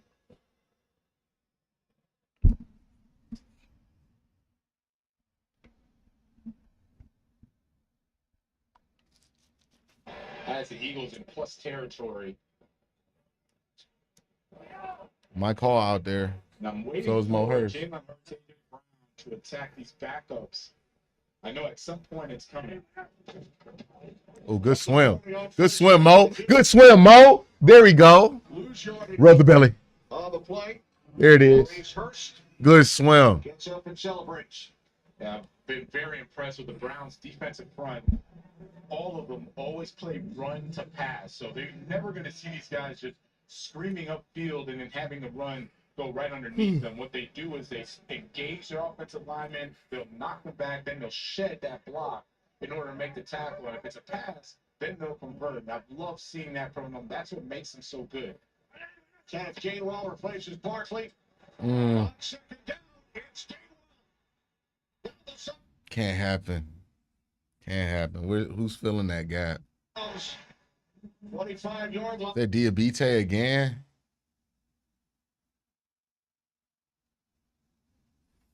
See what happens here. Does Miles blow? Yeah, Miles blows by, and then we don't even get anybody there. Can't happen, man. Gainwell again, and it's Garrett again. They chase backside on that Miles.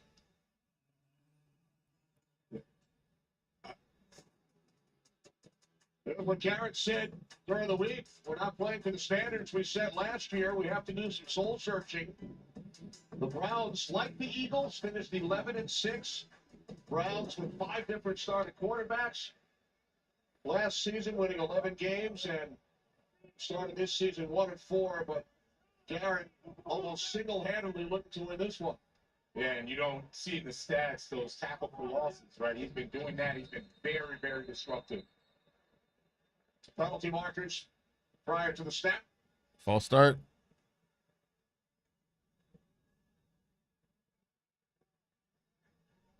False start by the offense, number 81. 5-yard penalty. It's second down.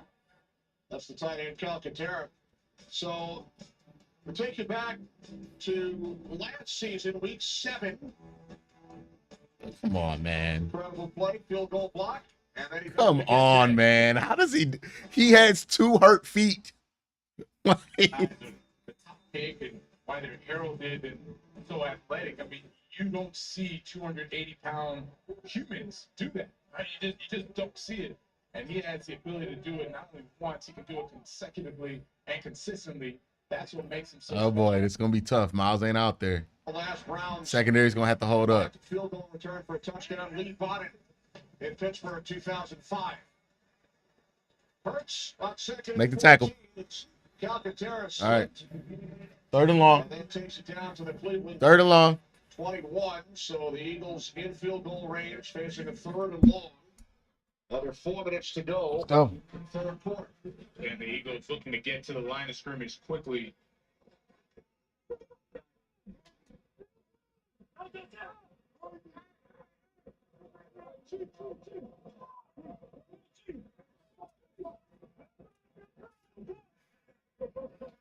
Come on. Right now, there's no safety help. And then movement. It's another false start. False start. Here we go. The offense, number 68. There you go. 5-yard penalty. It's 3rd down. Left tackle, Jordan Mailata. Hey, 3rd false start committed by the Eagles today. yeah. Jordan's kind of saying, look, man, I was sitting there for 35 seconds. Come on, bro. I can only sit here for so long. You get to the line quickly, you want to change plays, I get it, but it's only so long I can hold my water. I wonder if they go back to that same play because they, as in the Browns defense, had no safety in the middle of the field, and the Eagles offense had one-on-one with A.J. Brown in the slot with a safety. Nope, they switched it up. A.J. Brown is down at the bottom. Going down at 14 following the penalty. Hurts looking, rolling right, chased by Garrett, and he throws it through the There you corner go. of the end zone in the vicinity of Dotson. So the Eagles will send out the field goal unit. How long is that a Take field a goal? 3-point lead. How long field goal that? Yeah, and it was all around good coverage. All I right. frankly don't know why the Eagles fans are booing. Right? You just had good defense, right? The Browns are a good 27. About a 42. around. You're throwing against one of the best cornerbacks in the league in Denzel Ward, and it's good on good. Sometimes they're going to make plays as well. 44-yard attempt. Remember, Elliott had one play. Oh, it got. Did it get through? This one is good. Did somebody get a hand on that? So the Eagles go back on top late third quarter. What the hell happened to that one? All right. Well, first team to 20 wins this game. I think it's that obvious.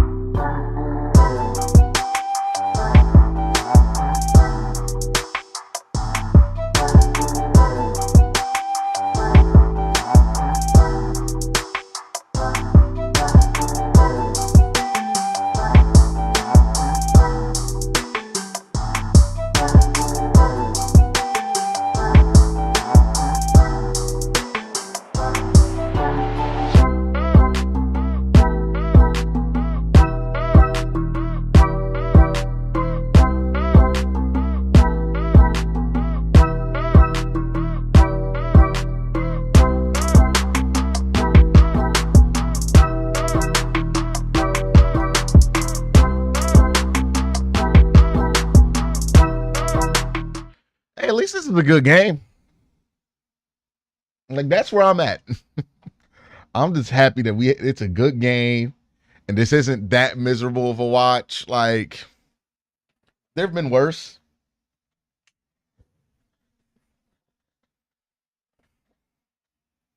Yeah, if the Browns get to 20, that'd be their first fine. Yeah, but man, with this crowd, good luck. I got you.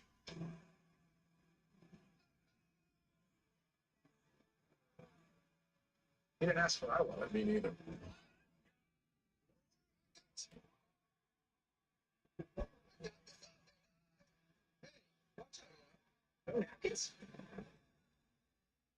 Back we go.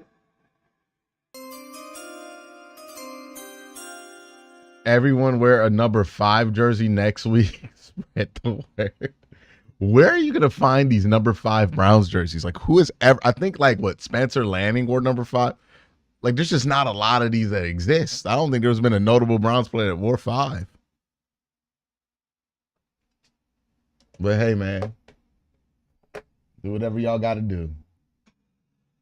1-degree afternoon in Philadelphia with the Eagles leading the Browns 13-10. Kenny Albert, Jonathan Bilda, Megan O'Leary. Man boots it into No. the end zone. Okay.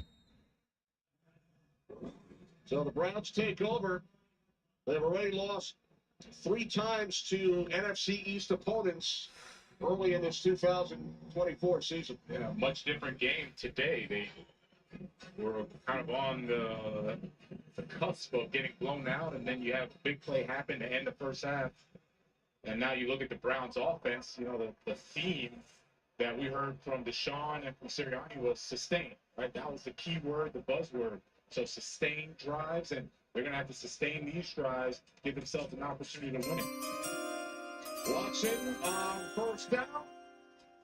It's taken down. All right, so from what they did on the protection, they kicked the right guard out to tackle to kind of swing by and to protect you against that edge.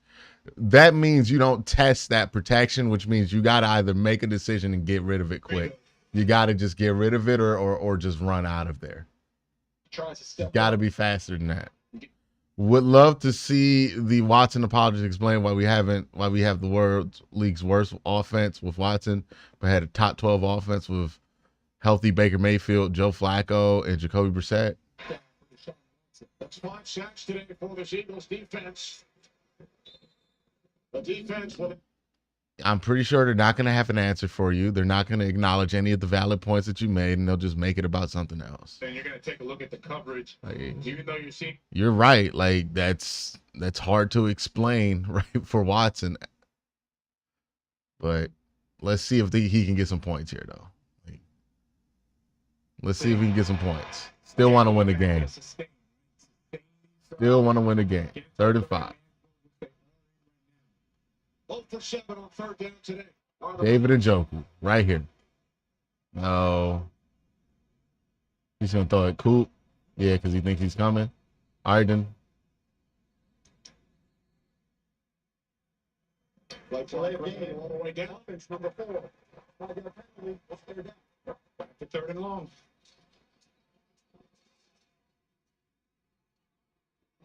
Kevin Stefanski returning home. We're up here in Philadelphia. Big Reggie White fan. We asked him about Big E. How are we getting delay of game? And it's like a half-full stadium. Randall Cunningham. Yeah. And that was a great era. Talk about the Buddy Ryan-led defenses. Randall Cunningham. All right. That was exciting to watch. There's Reggie White. We haven't converted a 3rd down all game. Stefanski not an Eagles fan today. Not so much. We're down at Step up. Watson gets Go, go, go, go. Pick up a first down. Hey, on a swing. So There it Browns is. Convert on 3rd. There it is.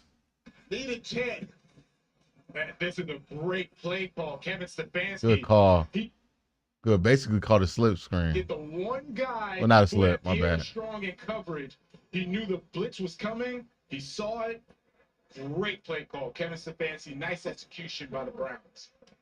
Needed 10, gain 22. Half minute to go in the quarter.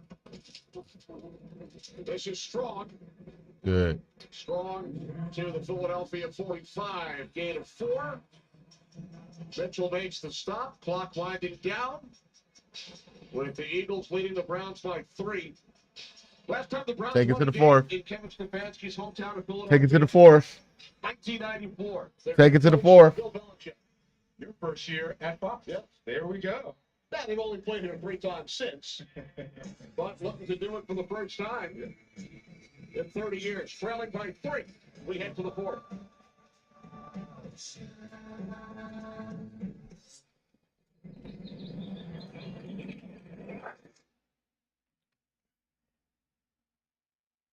You know what I've at least seen the Browns do in this game?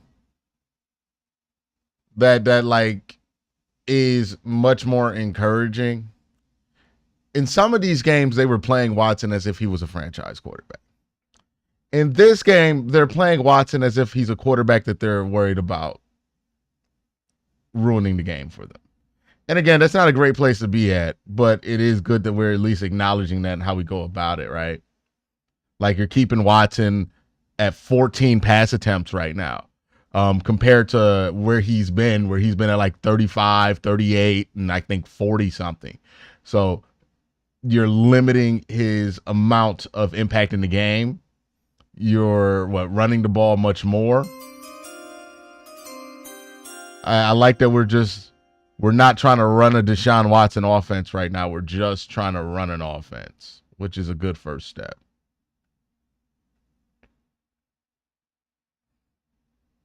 We got a super chat here from Peter who says our first 3rd down conversion this month. Is that real? That's so bad, man. That's so bad. Yeah. Hey, look, I'm not telling you should be excited about the Browns offense because they're just limiting what the quarterback does, but it is a step that they're not blind, right? They're not just living out here in complete ignorance of what this quarterback has been doing.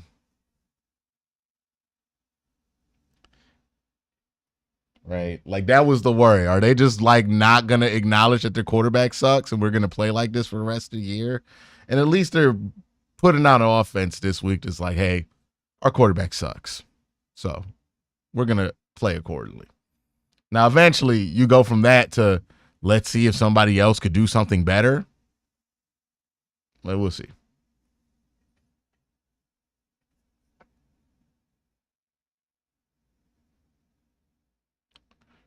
Which was predicted by Shelby Harris of the Browns. That is the difference. Only scoring in the third quarter. Browns have not led today, but they are in Eagles territory. Second down and 6.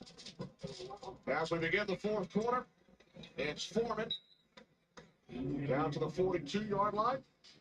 Brandon Graham, the tackle.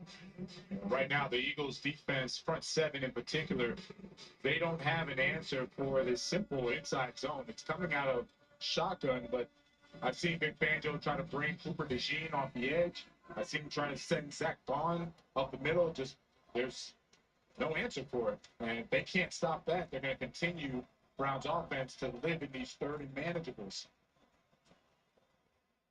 Third down and 2. It's Watson will look to get there. Maserati. They ran Maserati right.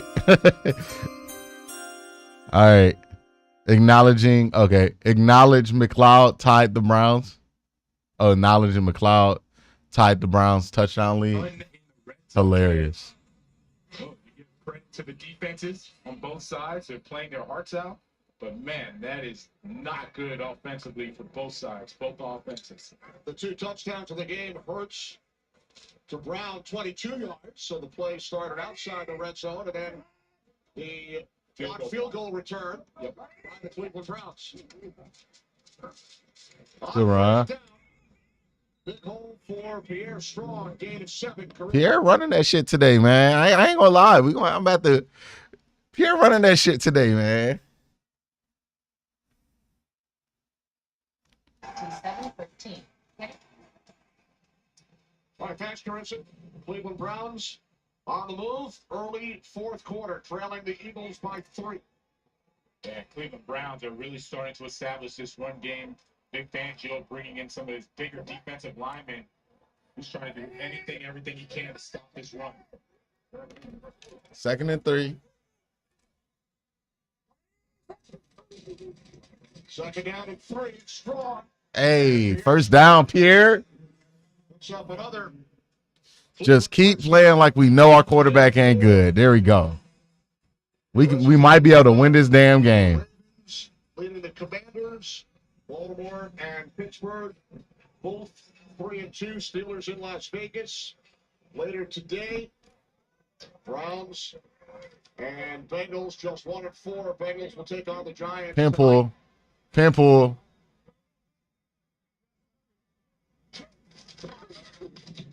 New set of downs for the Browns. Hey, Deshaun, you gotta let go of that shit.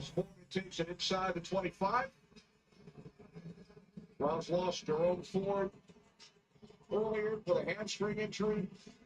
They are on their third string center. Yeah, they're still finding a way right now, Kenny. And this Eagles front seven, they are rotating guys in and out. They're trying to get fresh bodies. And I can just see it setting up where you run. All of a sudden, you do a play action. You pop right over the top to David Njoku. Second down and 7. Fake to Foreman. There it is. Watson dumps it off. You called it. It's the Njoku. Oh. A nice tackle. Made by C.J. Gardner-Johnson. At the 24-yard David okay? You could just feel it coming. The runs were going, and then there's... Yeah, so David didn't get a release good enough, right? He got caught on Nolan Smith just too long. You get a nice completion, and this is just a nice tackle. Great job. C.J. Gardner-Johnson in the open field, because David Njoku could have gone for another 5, 10, 15 yards. Third down and 6. Oh, boy. All right, Jeff Swain's into the block. Watson on third down. Just run. First down, but flag thrown back at the 32-yard line. Holding. Offense number 68. Damn. So the center, Damn. Michael Duck. Hey, I'm gonna give him some slack. He's playing out of position right now. It's going against Moro Ajama, and Moro Ajama, yeah, that's definitely a hold. Take that. And that hold definitely opens that up. And that puts him right back into a 3rd and long, Kenny. You can still get the field goal.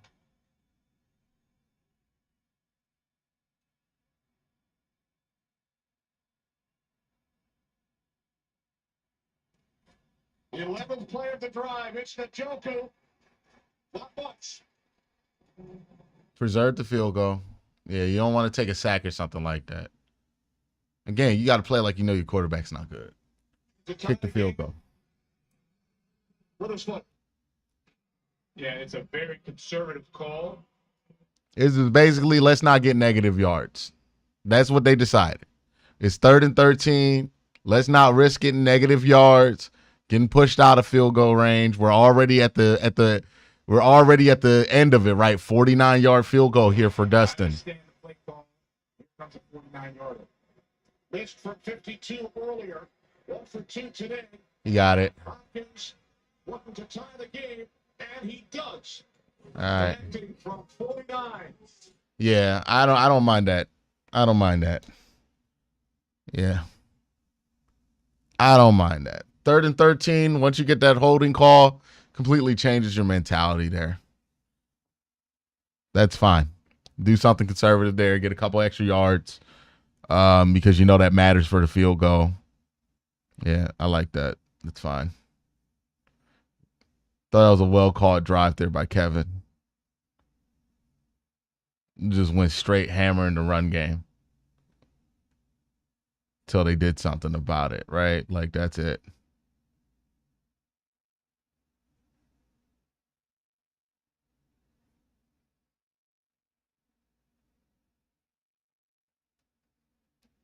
Hey, shout out to Pierre Strong.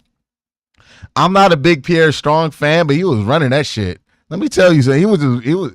That's the best I've ever seen Pierre Strong look consecutively.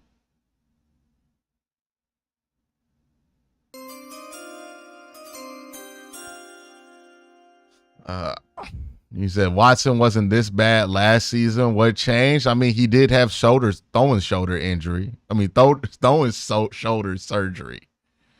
Right? I mean, that could be something that affected him. He's a year older. Like, players get older. Aging happens pretty fast. It is what it is. He didn't look like this last year. He looks like it this year. I can't explain it, nor do I care to figure out why.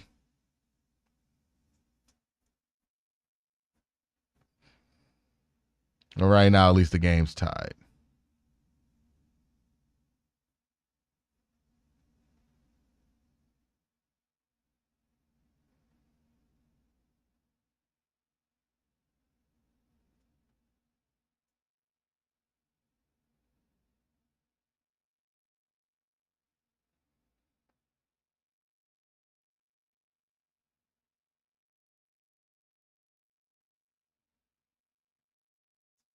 Yeah, at least this. We're not going to walk away from this game just being absolutely disgusted by the effort that the Browns gave in this one, which I'm fine with. Kevin says, you're saying play like you know your quarterback is bad is crazy when you're paying a man $230 million? What you want me to say about that, Kevin, that I haven't already said?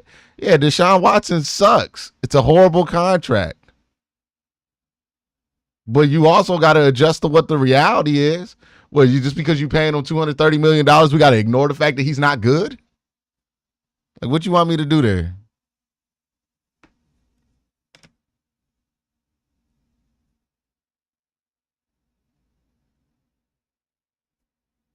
Leukemia as a 5-year-old in 1971. Fred co-founded the very first Ronald McDonald counts. It's open in Philadelphia. At least the D got rested. See, and you put up points. You put up points. Philanthropic program. Look, man, that's like if we're grading on the curve of what the Browns offense has been this year, that's like one of the better drives. With Joey Petty, who works in marketing for the Eagles. We spent some time together on the field. Like, I've already conceded the fact that the quarterback's not good. That's the honorary captain. Yeah, hats off to him. What a great man. There's Barkley. Takes it out to the 36. On first down, that's a gain of 6. And speaking of Barkley, I'm glad they're finally trying to get him involved. The last 2 rushes prior to that, they were for negative yards. And we raved about how awesome Saquon Barkley has been all season long. Only 43 rush yards, has not been a factor in the passing game. I mean, you got to take it. 2 incompetent teams just going at it.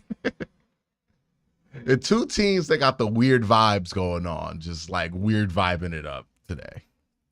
2nd and 4 when we return.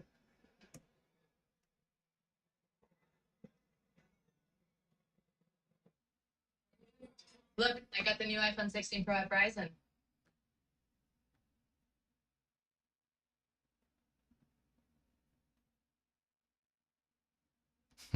Are you guys getting excited for the potential of a Deshaun Watson game-winning drive?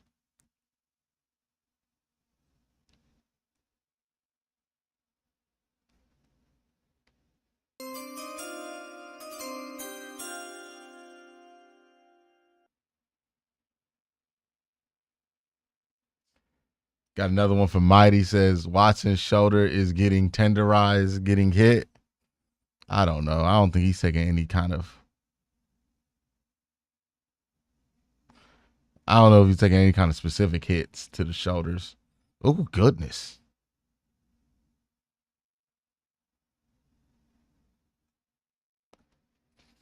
I just saw Kyle Hamilton just absolutely smack the life out of Scary Terry. Someone said, I'm praying for a tie. No, I want them to win. I mean, like, this doesn't change anything with Watson. Like, it's not like he's had a great performance. So, yeah, if he gets one drive at the end of the game, cool.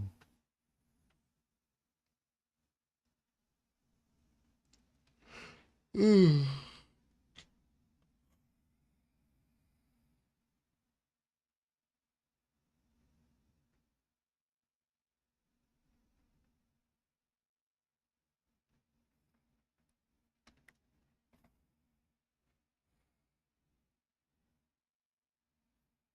All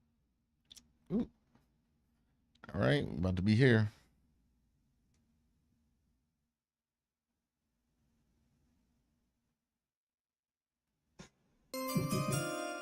On game day, Let's see if Watson can have a better game-winning drive attempt than Will Howard did last night. That was crazy, man. I don't know how it didn't get communicated that there was only 6 seconds left. Because they were in immediate field goal. Oh, that looks really bad for Jordan Maela. Number 10, he will be replaced by Fred Johnson, who started at right tackle in the Eagles' last game against Tampa Bay. so Fred Johnson, he has some action, has some experience. But yeah, you never want to see Jordan Mailata go down, integral part of this Philly offensive line. 2nd down at 4. Oh, good pressure. First complete. Let's catch. Gotta cover that, man. Chosen says, I just want to dub. My Monday through Wednesday has been shit this year. Takes a little shot at the end. Starting to see both defensive coordinators getting really active as far as 5-man fronts, 5-man pressures. Under 9 minutes remaining. Tie game.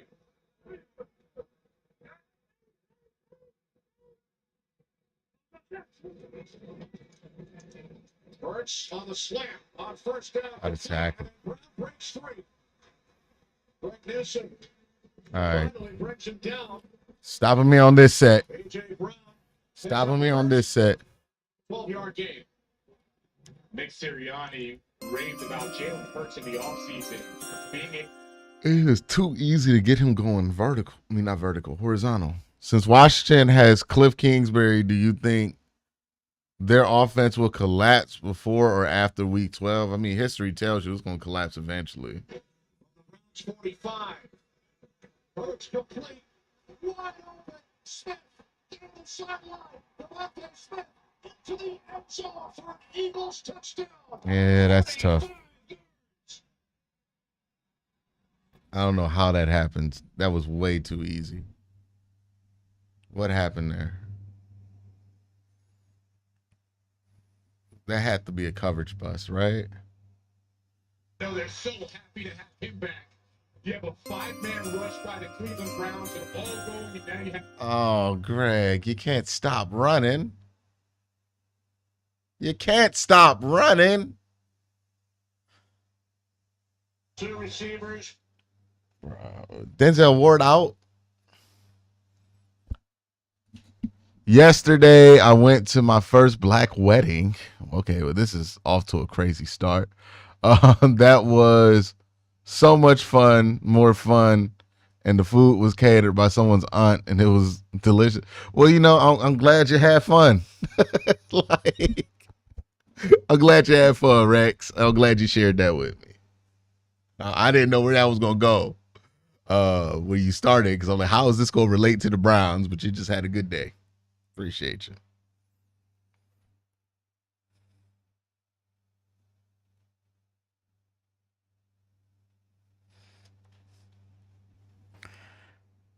You can't stop running though. You gotta just run through it or run around it. Like, you gotta just.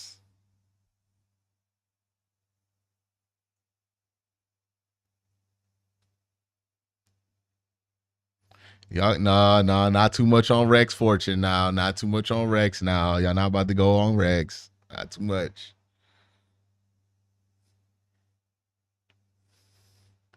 My man had a good time. Y'all gonna leave my mans alone, dog.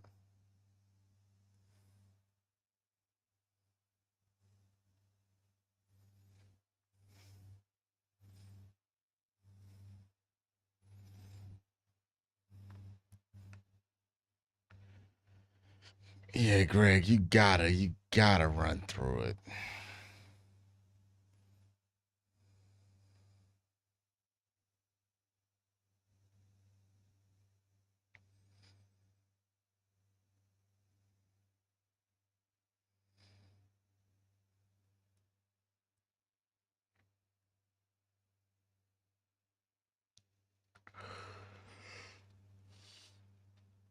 The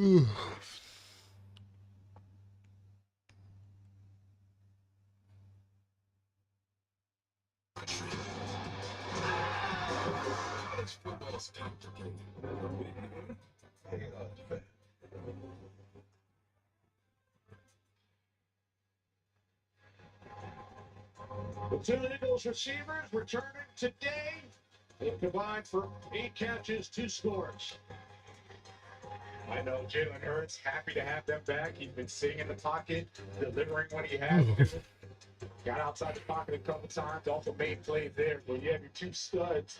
It is hardcore defenses, man. I'm just imagining, how do you game plan for them, right? Because Jalen Hurts knows when you're blitzing. He knows when it's one-on-one. He already got A.J. Brown one-on-one for a touchdown. Did he think it was on? There's no way he thought it was on. He knew he was in man because he ran across it. He just stopped. He didn't stop because he thought somebody was about to pick it up. He stopped because he saw that they were going to be ran into to avoid getting picked. Like, he just. But this is where spacing matters. Like, you have to know where your spacing is. You can't allow yourself to get ran into that. And then, like, we got to acknowledge that he was cooked off the line. Like, he was never close to Smitty. There's probably supposed to be a safety or somebody sitting in that area too. So it's not all on Greg, but it's not on Greg. Start from their 30. All right, play action. Get rid of the ball. Got him. Big play. Jerry Jeudy, keep running. There it is. That was huge. That was huge. Great play by Jerry Jeudy. Good call by Kevin. He was wide open. Wait till you see the holding on all 22 on that touchdown. Oh yeah, it was crazy. Man locked Miles Garrett out, but he a backup tackle going up against Miles. They was gonna let that man do whatever. Overroute by him, gets that separation and gets a big gain for the Browns. 35-yard pickup. Isaiah Rodgers remains down. The Eagles corner. I hope he's okay. We already have discussed the loss of Darius Slay, who has been ruled out with a knee injury. Now this from AT&T.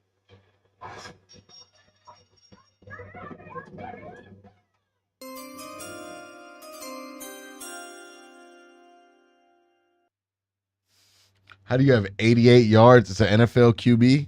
Truth Is he still at 88? Is he still at 88?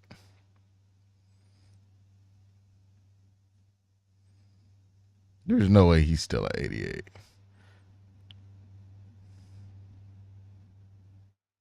No, he's at 123 now. The contact between Judy and Rodgers, who he walks off under his own power. Looked like he tried to punch the ball out and might have hurt himself, hurt his wrist. And then there's Jordan Mailata, another injury, key player for the Philadelphia Eagles. He's going off on a card, and man, that is tough for the Philadelphia Eagles. Browns have their issues as well. Watson switch it out. This is Strong. Oh, Pierre Strong. Oh God.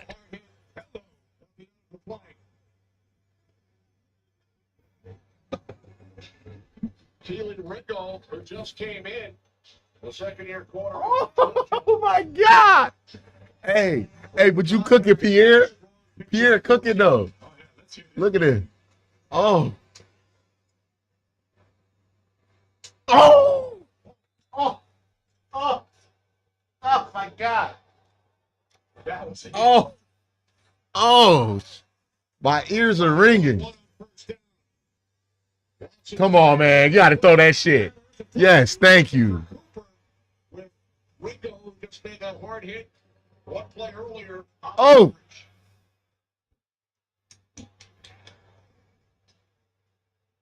Deshaun Watson and Mark Cooper on the exact same page. You go and attack the All right. That was quick. He goes into the game. We down here quick now. Let's take a look. If he's holding on to Amari Cooper's jersey, it looks like he was. Amari Cooper not able to adjust to the ball. It looked like it was going to be a back shoulder throw. Sees it. Yeah, it's Ringo the collar. gets his head around, never plays the football. Personal foul, face mask, offense. Oh, Lord. Of course. Fucking course, man.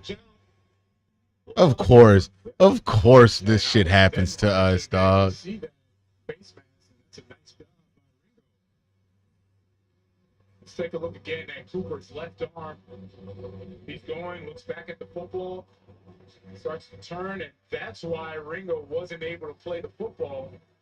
Amari Cooper is yanking on his face mask. Oh, yeah. There it is. It's hard to see on the initial angle. Correct. That's why he couldn't play the football. Thanks, Kenny. Thanks. I appreciate it.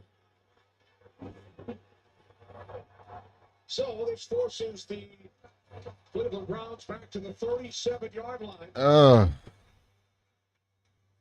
Going up against an Eagles defense with 5 sacks today. They had only 6 coming into this game.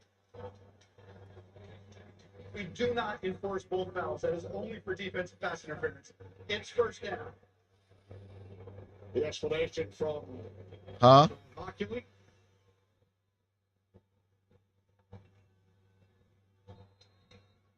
All right, here we go. 1st and 25. 6.5 remaining. With the Eagles leading by 7. Take a look at Cooper DeJean. He's the one that's been coming off the edge. Watson over the middle. Cooper. Amari Cooper down to the 31. Cooper. So is it 2nd and 20 now?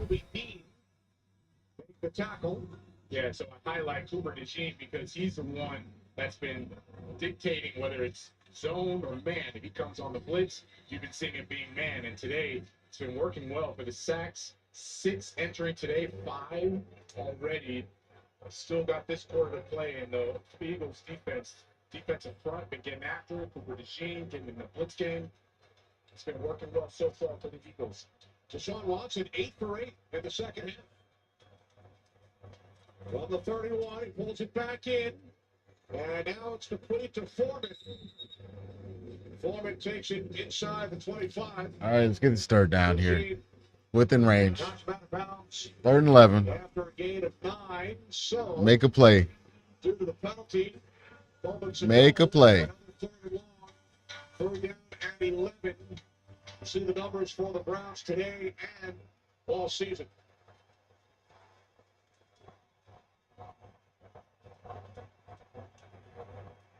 They must get to the Eagles 11 for a first down. On 3rd and 11. Got him. Good ball. Good route, Coop. Good route. All right, let's run. Run. Run now. Let's run now. Take a look at Amari Cooper and watch the route that he runs. He's going up against Great route. Opens him up to what's supposed to be nickel help. Great route. Great route. Deshaun Watson rifled that ball. And Cooper DeJean couldn't get there. CJ Gardner-Johnson. It's a 5-yard quick slam, but that is great execution by the Browns. This will be play number 103 of this game as Watson remains perfect since halftime. The first play for either team run inside the 20. oh, Watson complete. Nice back. Elijah Moore. That's his first catch today. Gain of 3. DeJean the tackle. And it looks like Elijah Moore is down now. he got squished.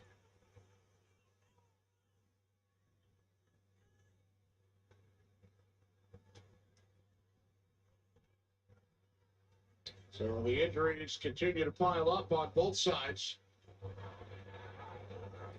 Let's run it. Let's run it. We had all kinds, right? Some where it was not contact. Somewhere. Isaiah Rodgers comes back in here for the Eagles. He was shaken up moments ago. Yeah, and Ringo's going to go out now for the Eagles. But yeah, it's been every time, right? I think he got flattened. Yeah, I think he got the air knocked out of him. Got his wind took. It's been tough for both teams today.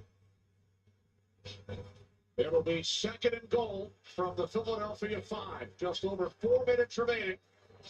With the Eagles leading the Browns by 7. Foreman in the backfield wants it out of the shotgun. Just run it, please. Oh, no. Okay, Maserati. Ooh. Nolan Smith, along with Isaiah Rodgers. Watson taken down at the 3-yard line for Philadelphia. I like the design. Watson is very capable of running this football in. I like that they pull the line. You got to take the gap, though. Eagles run him down and make that play, but this is one area. Why didn't he take the outside? Good. They've been 2nd in the NFL in red zone TD percentage. They just don't get down here enough. So the Eagles defense, they have the work cut out for them down here because the Browns offense knows how to execute once they're in the red zone. They'll send in 2 tight ends. 4th and goal and a flag. There's a false start. How does this keep happening? What's going on with the cadence?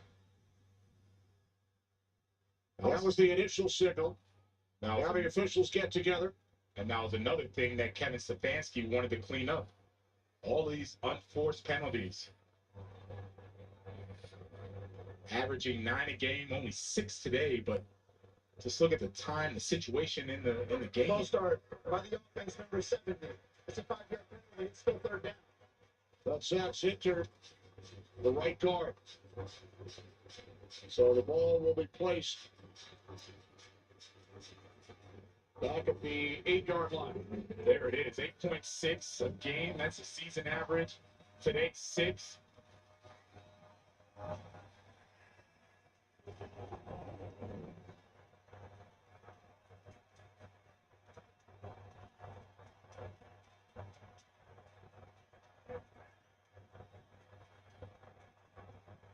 empty backfield for the Browns. Third and goal from the 8.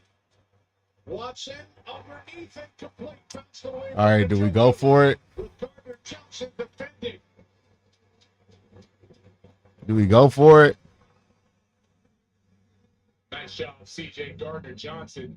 Remember, he started his career as a nickel corner, so he is very used to being in coverage, especially against tight ends like David Njoku. And here comes fourth down, Kenny. They're going to go for it. What do you think? I like it. Get after it. Be aggressive. Defense has been holding up and one bad play in the second half. Other than that, they were lights out against them. We got 3 timeouts still. See if we can get this touchdown. Oh! What the fuck is going on with the snap count?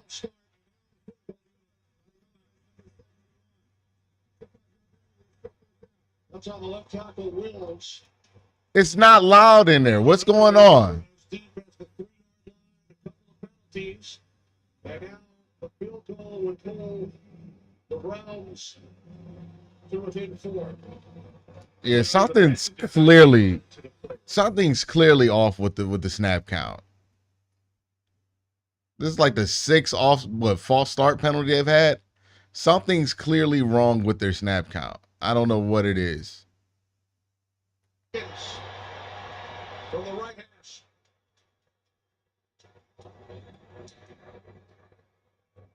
Yeah, that's going to be on the offensive staff. Like, the snap count issue that's weird. That should not be happening. I don't know what's going on there. It seems like it's a snap count issue. Like they don't know when the count is. Or they're trying to go off a clap and they can't hear it. Like whatever the fuck they're doing, they got to change that.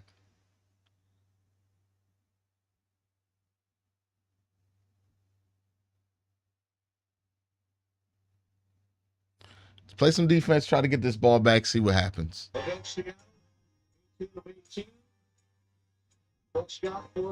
Think about it this way, though. You were going to need a field goal to win the game in regulation. If you get the stop here, you have that chance still to win the game in regulation. So. Yeah, Prescott last week leading his team to that last drive for the touchdown for the victory against the Steelers. I mean, it's just been good football on both sides. It's going to be a great game. The Washington Commanders trailing the Ravens. Yeah, the starting center is out. You know what? Yeah, that makes sense. Who said that in chat? Vincent said that in chat. Vincent reminded me. We don't just have the starting center out. We have Michael Dunn in there. That's probably what's going wrong. Yeah, that makes sense. That makes sense. I think we all forgot that we got a guard playing center right now for the first time in like his NFL career. Yeah. Yeah, that's what I think it is. Vincent, that's a great point. We're allergic to scoring 20 points or more. It feels like it.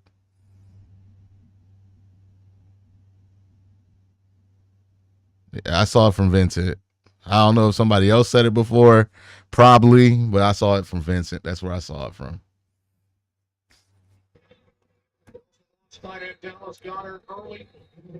Mike, I don't think that's an excuse, though. I mean, that's a pretty good reason for that happening. You have a guard playing center. I mean, yeah, you're going to get some shit like that. That makes sense. You have that offensive line. This is the time where you use them, right? 4-minute offense. You want to get 2 first downs. You can run the clock out. So you rely on your high-priced running back, your big offensive line, get those tough yards. That's all Ward back in for Cleveland. Matched up with A.J. Brown, bottom of your screen. Second down and 6, Hurts. Out to the 32. All right. So a big play coming up here. It will be 3rd down and 2 for Philadelphia. First time out. Timeout taken by the Browns. Stop the clock at 2:58. Yeah, and 154 rush yards this season. Why am I not freaking out about the offensive line play? Because the offensive line play hasn't been horrendous. Like you're saying it's horrendous. It hasn't been that horrendous. It hasn't been good. But like it's been what it's been for the whole year. It's been like that. Like, the Browns don't have the worst offensive line in the league right now. They're like they're just a average, not that great offensive line. It's not freak out worthy. It's like, what I'm supposed to do? Jump down Michael Dunn's throat because he's playing center when he came here to fucking play guard?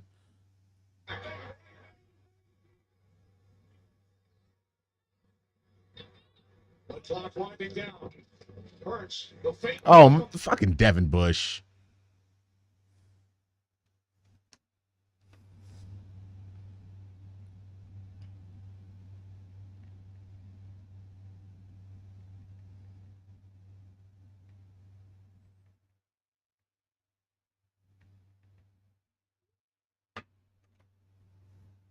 You get this first down. Don't sit there and pitter patter, faking if you're going to pitch it or not. Just go and you get the first down.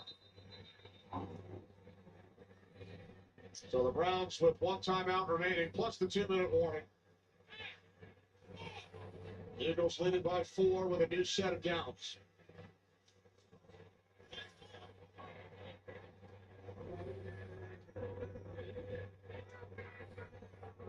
Okay, it makes sense.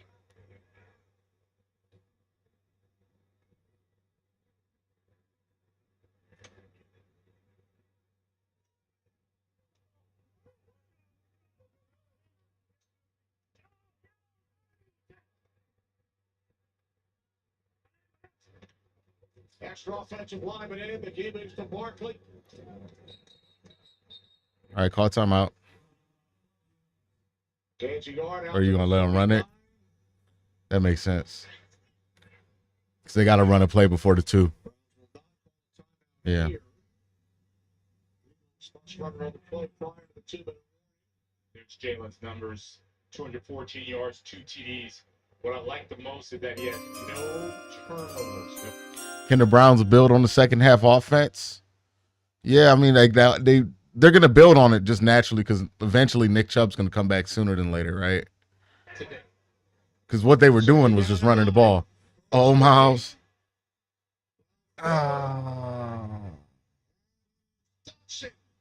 Who makes the catch? Yeah, man. It's another first down. That might be. Big play, Jahan Dotson with the reception. All right, let's take a look at his feet. Let's see. Yeah, he drags. Right foot is definitely down. Looks like he dragged that left foot. And there we go. It's a first down.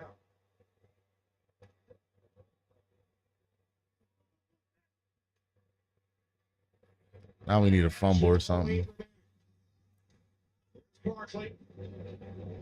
He's bottled up, and this will take us to the 2. All right, so it's going to be 2nd and 10. Where they could knock off about 1:20. You get the ball back with 40 seconds if you stop him here on this set. Yeah, you can get the ball back with like 40 seconds.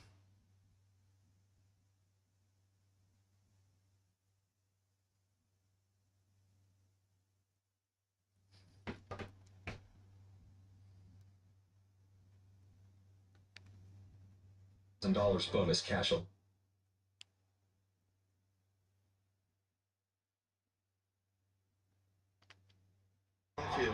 What's going on in Washington real quick? This is 49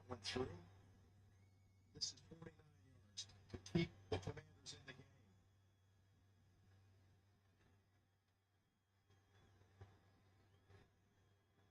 Constant Cybert's kick. Now that's a beauty. How do you kick the extra point like that?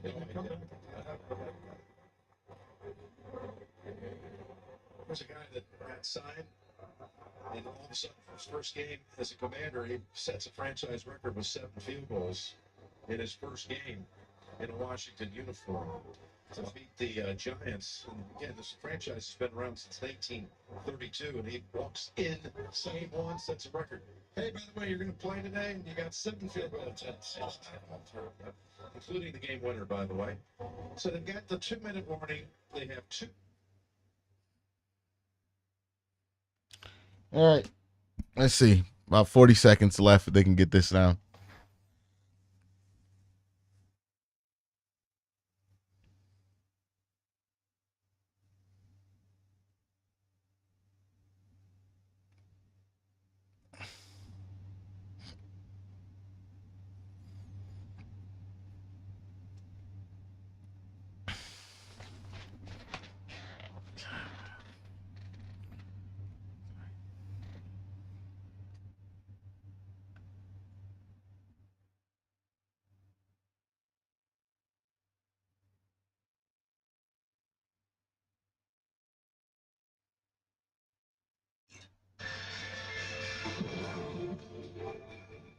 Welcome back with the Eagles leading by 4. Jalen Hurts to A.J. Brown in the second quarter. That made it 10-0 Philadelphia. How about Myles Garrett? Watch the field goal attempt. Rodney McLeod takes it all the way, and then Hurts to Devontae Smith to give the Eagles a 20-13 lead here in the fourth quarter. So now, second down and 11. Browns have one timeout, so theoretically they could still get the ball back. Okay. They have a timeout still? From the 48 on second down. Hurts going deep. What? Yeah, nah, that's it. That's over with. That was an incredible ball by Jalen Hurts. This is what you want your franchise quarterback to do, put the game away. Against a Darius Smith, easy block. And look at that ball just falls into him. AJ It's good coverage by Greg. Greg Newsome had no chance on that, tried to get his hand back. I mean, it's good coverage on Greg. It's good coverage. Like, that's tight coverage. Like, he can't be any tighter than that. Just enough. He just dropped that shit right in his chest. That's a franchise quarterback throw right there. Lane Johnson, I said we haven't called his name all day. That's a good thing, right? Offensive line, need him back. Nick Sirianni. We don't have safety help because we run man. He's ever had, period. Not even close.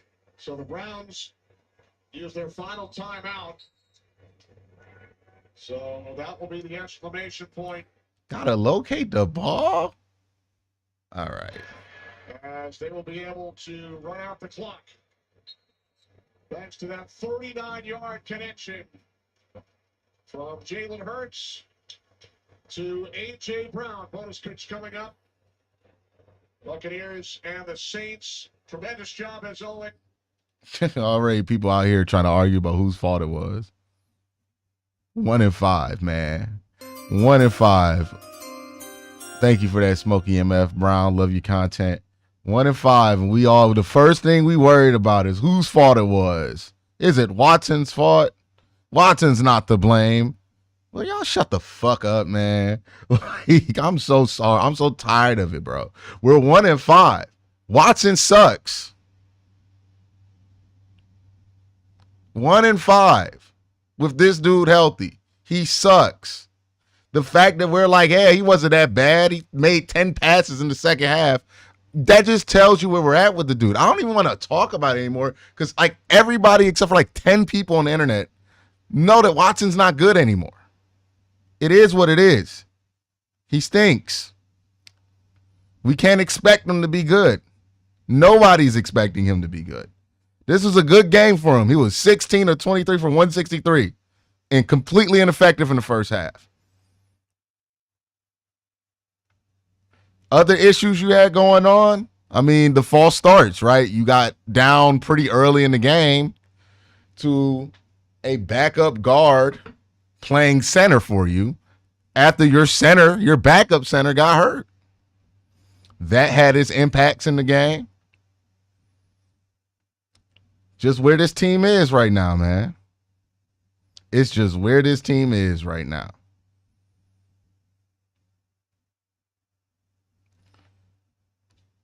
They can't put one together. They can't put one together. It's whack-a-mole when it comes to this shit. Every time. This happened against the Giants. This happened against the Raiders. Like this is the game they play all the time, man. They always like almost win.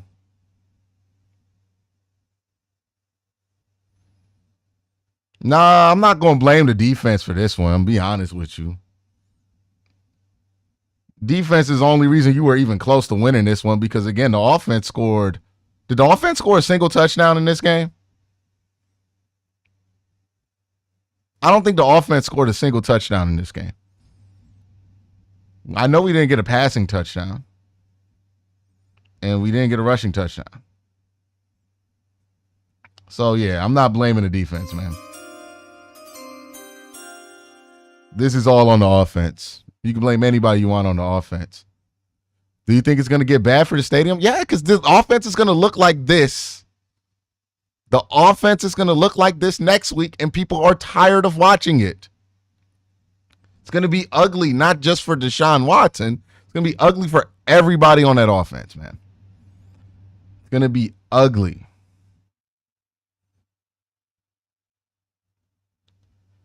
Another week. Look, the offense put up, what, 9 points in this game? 9 points. 9 points. And we're trying to pick and choose like which person had the most blame. It's just silly to me. The one person you can blame that's not Watson is what? The center that was playing guard that doesn't play center? Like, yeah, okay, cool. That's where we're at. Love it. Self is overtime for the barbershop. I'll be honest. Sometimes y'all be sending super chats in. I have no idea what you guys mean. Appreciate the super chat. I just don't know what that means. Yeah. I mean, what I can say for the offense is that, this was a better game than they had last week. At least they had, 2 drives with 10 or more plays. That's good. But other than that, it wasn't a well-played game.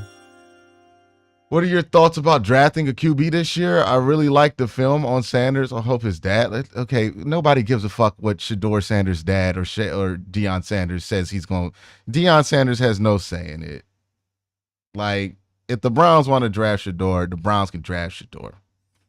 What's Shedeur going to do? Play baseball? He don't play no other sport.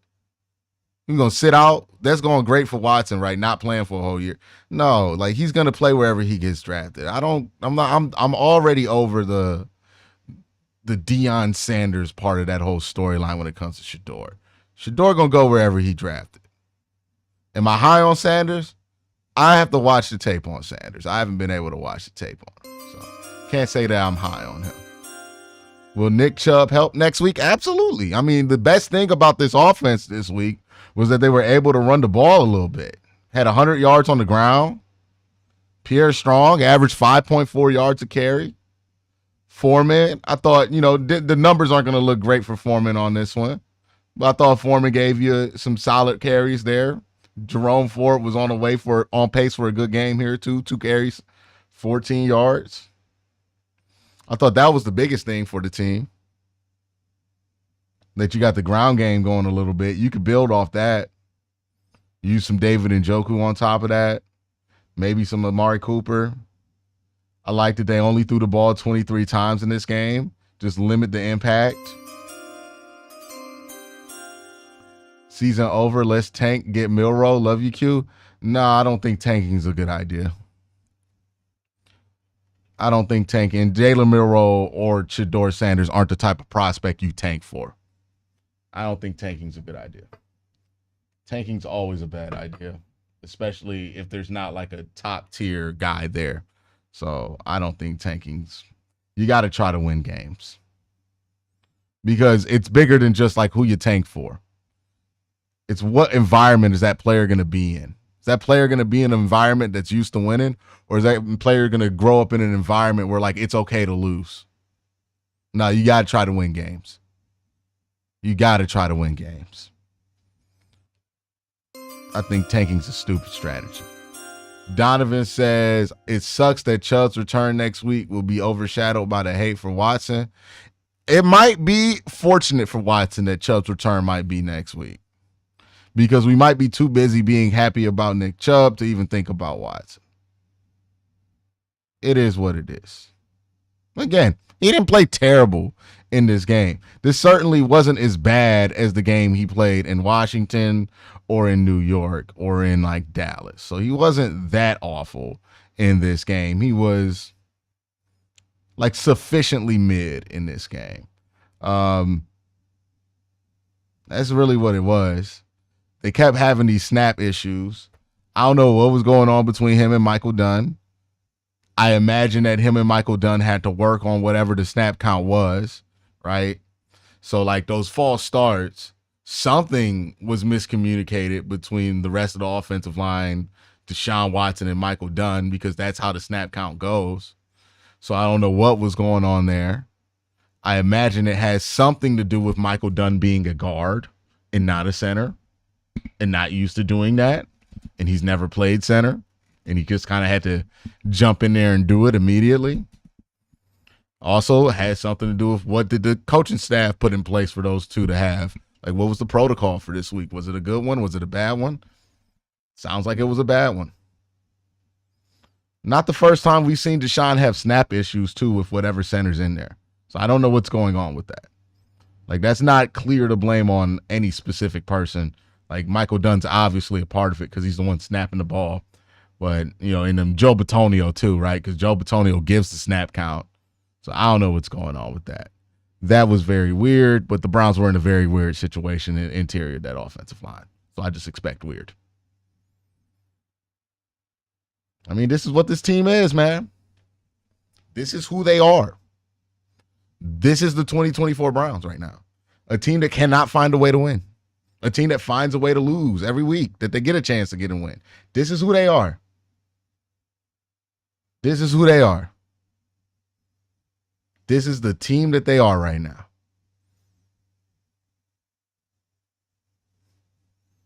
Do a victory lap about that. This is who they are. We are basically at the point now where people are arguing because they're less wrong in an argument now. Like, it's stupid. It's so stupid to me.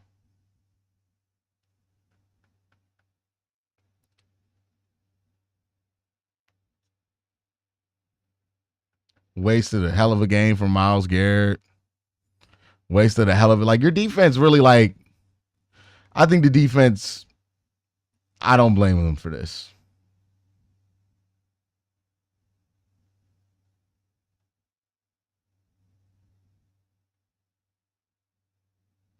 This offense is just so bad, man.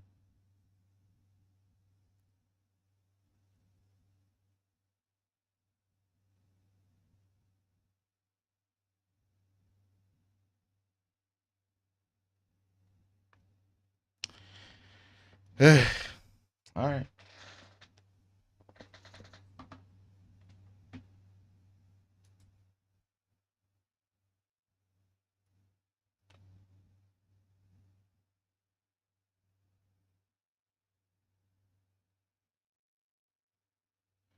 By the way, I want to know how, like, I can hold Kevin accountable. Like, I'm fucking Jimmy Haslam. Like, what the fuck you even mean when you say that? The offense doesn't click by week 8, start Winston. I mean, I think you're at that point now to where it's worth a try. Why not? What are you risking by putting in Jameis Winston versus Deshaun Watson at this point? What are you risking being worse at? You can be 1-5 with literally any quarterback. Like, you don't need Deshaun Watson to be 1-5. It's not like, oh yeah, if we don't play Deshaun, then we might be 0-6. Like, no, man, we'd be 1-5. We might be even better than that. It is what it is. I mean, we know he's not good. We've accepted he's not good.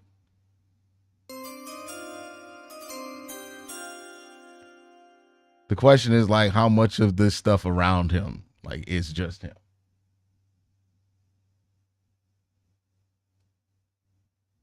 Kevin killed Baker and Deshaun. Okay. Baker's best year in his career was with who? Kevin Stefanski? Okay. Yeah. Yeah. Baker definitely got killed by Kevin Stefanski, though, right? That's great. Because Baker's career was going so great before Kevin Stefanski got there. Because 2019 was a banner fucking year for Baker Mayfield. And then Kevin got there and he just played like shit every year Kevin was there, right? That's what happened. Okay, no, he had a great year in 2020 with Kevin. And then in 2021, he started going rogue and trying to do his own thing. And then he looked like shit. And then he didn't get surgery for a shoulder injury that he definitely should have got surgery for. And he looked like garbage. Is that what happened in 2021? The fucking revisionist history, man. Like with Baker Mayfield. It's going to drive me crazy. Y'all were here. Y'all know what happened.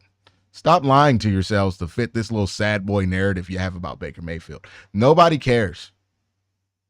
Nobody feels bad for you.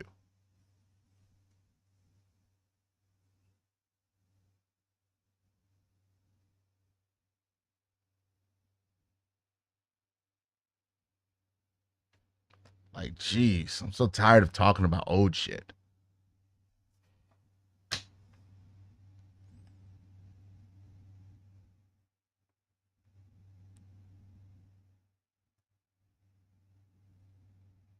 All right, let me do the video.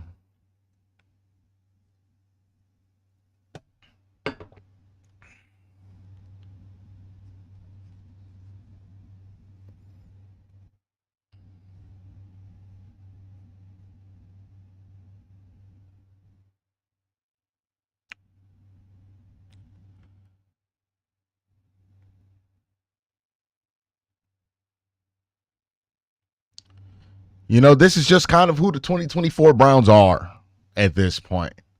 This is not the first time we've watched a Browns team in 2024 have multiple chances to take the lead late in the game, or at least tie a game late in the game, and whiff on all of those chances for a number of reasons.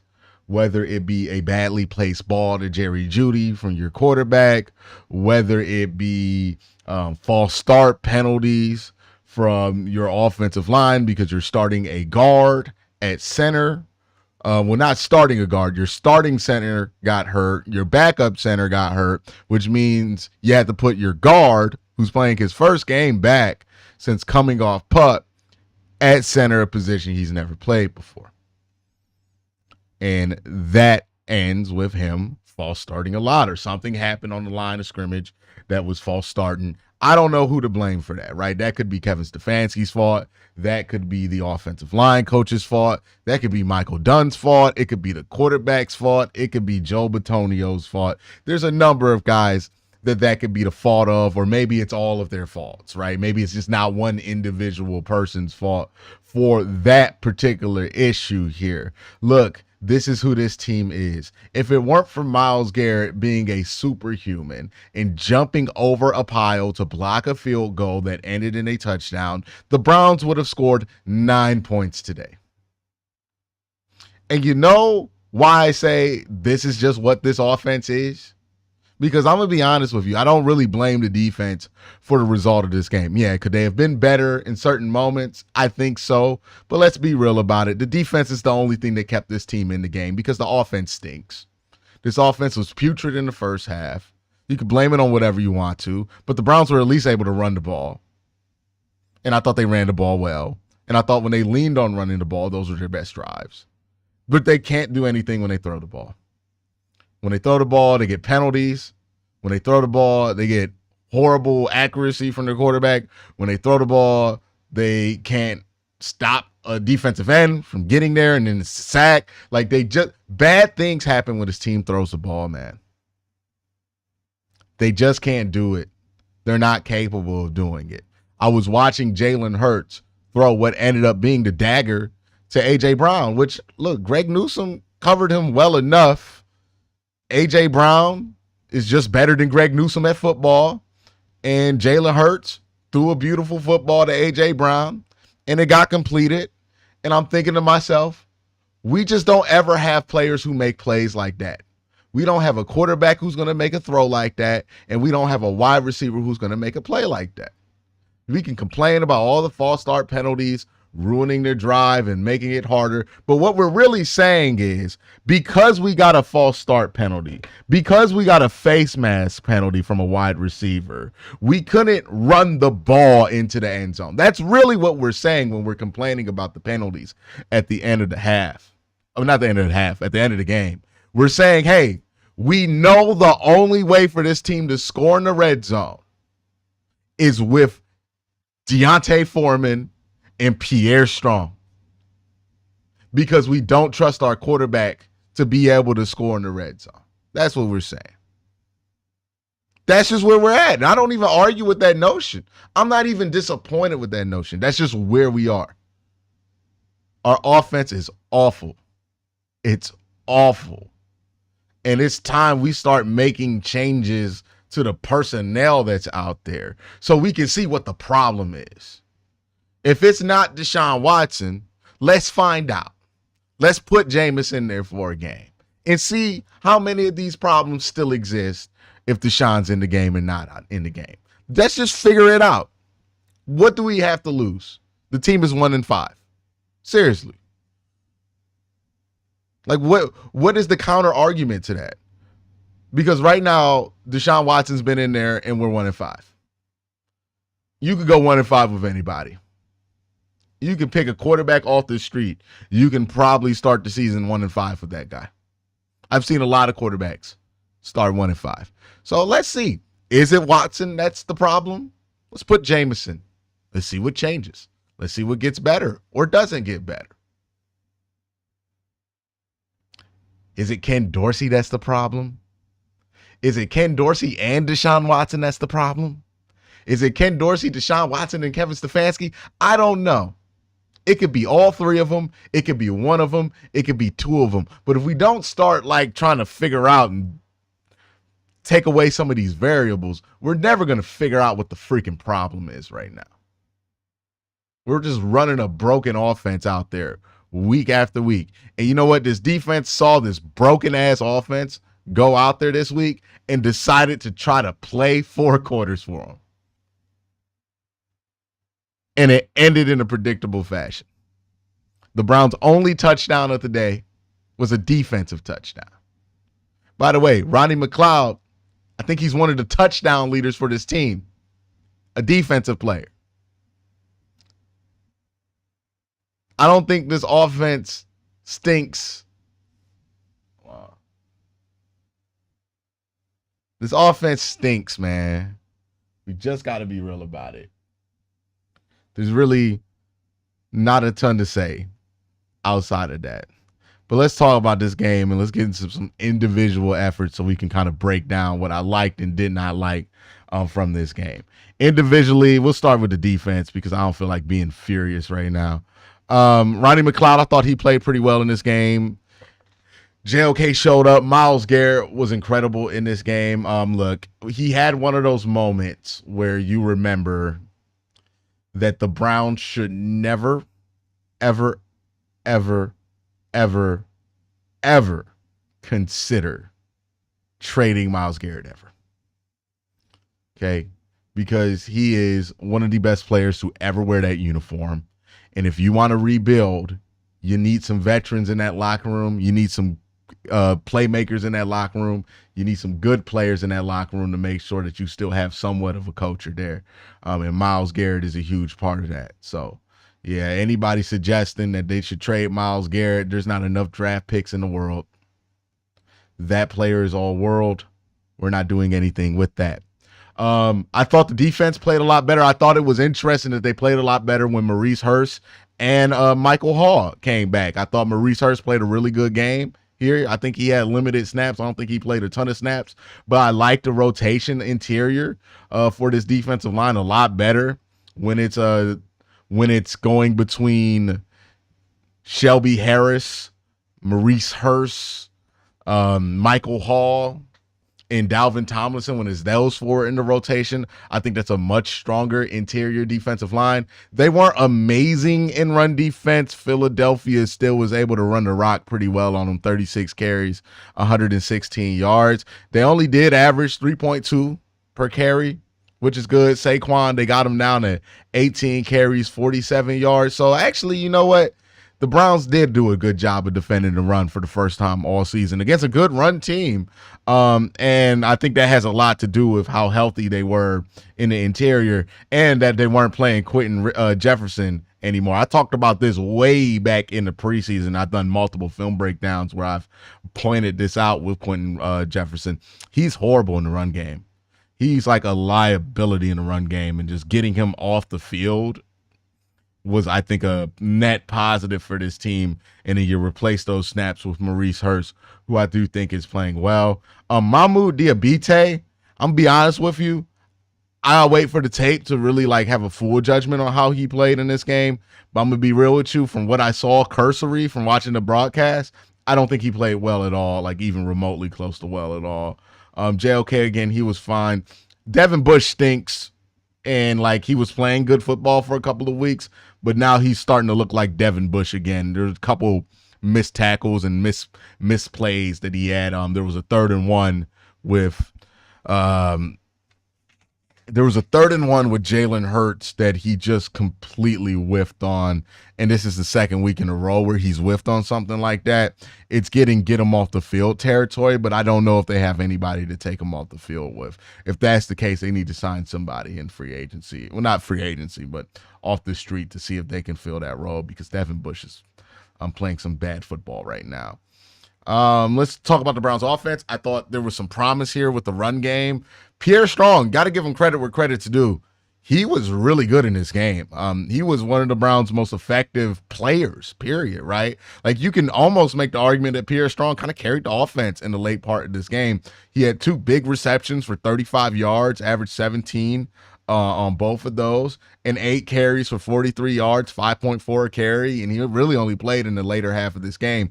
I've been really tough on Pierre Strong because he doesn't have any contact balance, but his explosiveness was well in play today, and I think he did a great job of utilizing it against this Philadelphia Eagles defense. So shout out to Pierre Strong.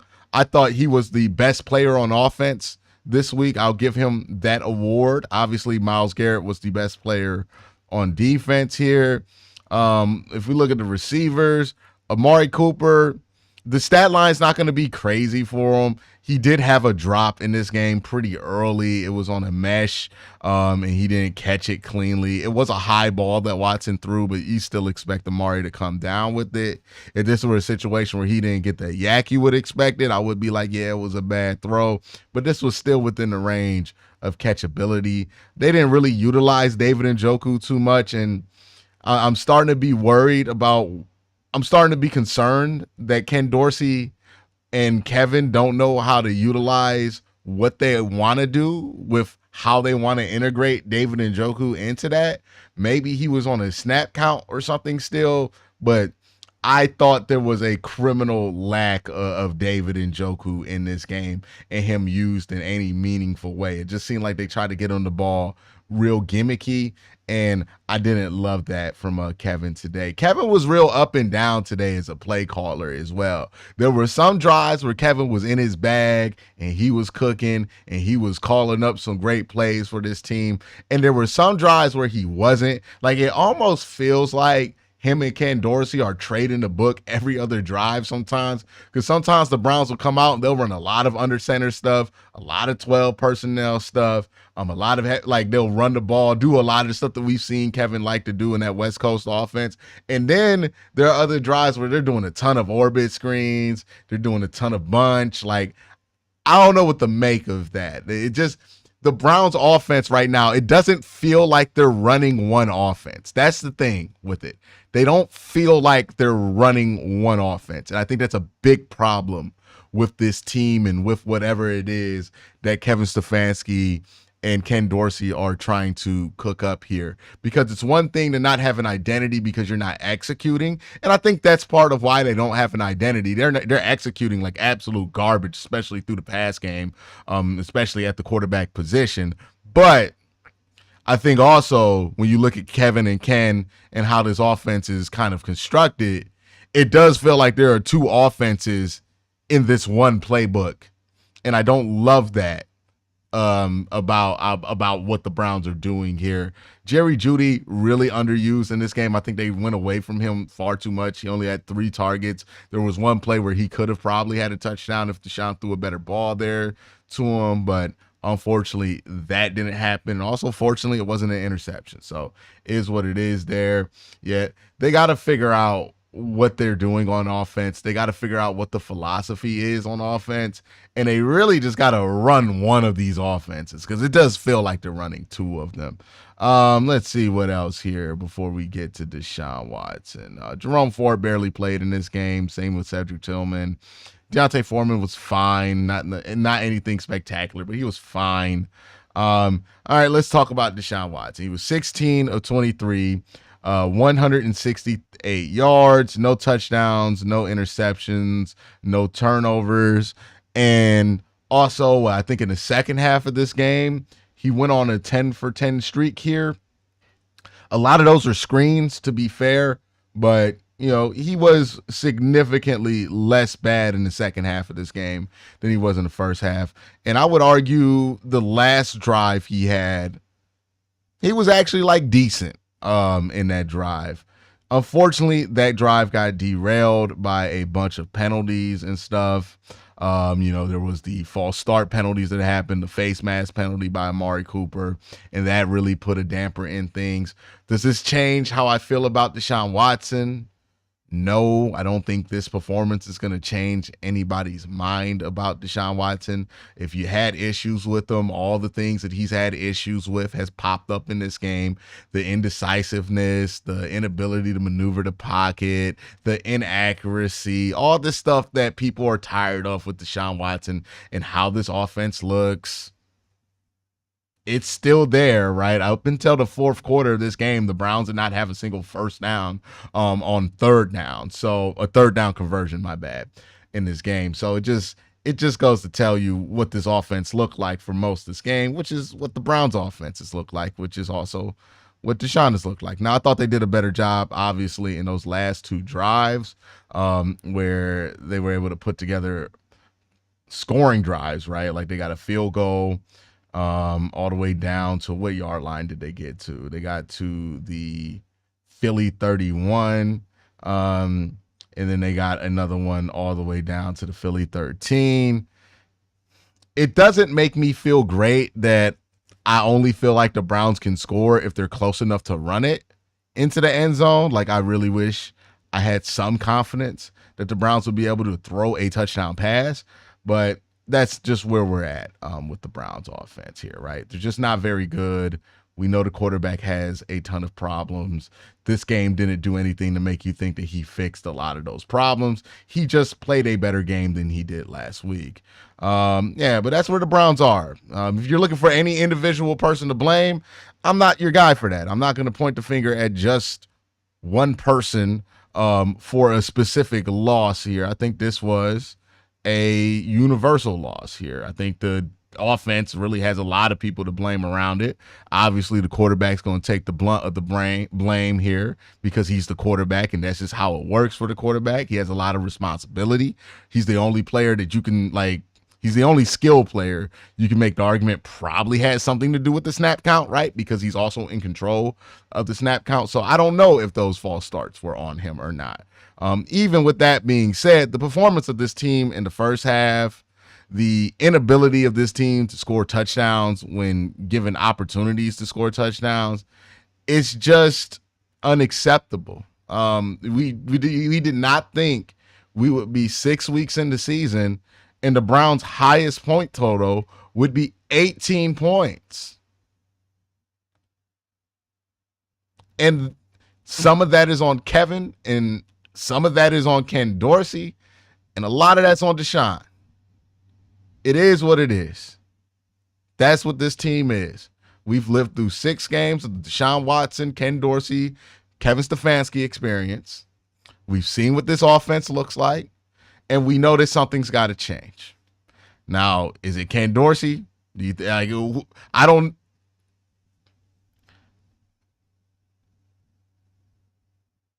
I don't think it's Ken Dorsey. Well, no, let me not say I don't think it's Ken Dorsey. I don't know if it's Ken Dorsey. I'm just going to put it like this. Watson has looked like this multiple times before. Watson has probably put together some of the most damning evidence that this is probably on him of all of those 3 parties. Now, are all of them completely innocent in this? Is Kevin doing his best job to support Deshaun? No. Same thing's true with Ken Dorsey. I think he could do a better job supporting him. And I think some of the problems that the Browns offense are living through, they're going to live through those problems, even if they get better quarterback play at the position, because it's not just all on quarterback play, but it's enough on quarterback play that where I'm willing to see what it looks like with somebody different. Right? If not to save the season, but just to see what the problem is. Do we really just got to sign Deshaun Watson to go home for the next 3 years because he's that bad? We got to find that out. And the only way you're going to find that out is if you let somebody else play quarterback and see how different it looks. So that's where I'm at with Watson. I want to see somebody else play because I just want to know how different it looks with somebody else. I'm just curious to see what that will look like. Because then we'll be able to answer some of these questions about this offense and figure out, like, okay, do we need to get rid of Ken Dorsey too? Because I'm not convinced that Ken Dorsey should be safe right now. But I don't know if I can blame Ken Dorsey because at times the quarterback play is atrocious. And it's not really Ken Dorsey's fault. So, yeah, the Browns got to start figuring out what these problems are and where they stem. And it starts with figuring out if it's your quarterback that's the problem here, right? Or how much percentage of the problem is your quarterback. And you do that by benching him. You should probably bench him. We'll see what the environment is next week. It's probably not going to be friendly for Deshaun. Look, if he goes 3 and out 2 times like he did to start this game, it's going to be very mean. They're going to boo him. It's not going to be nice. And I don't know how that's going to affect the rest of the team. They're probably going to start him, though, next week. So we'll see. That's my thoughts, y'all. Y'all have a great day. Have an even better night. Peace.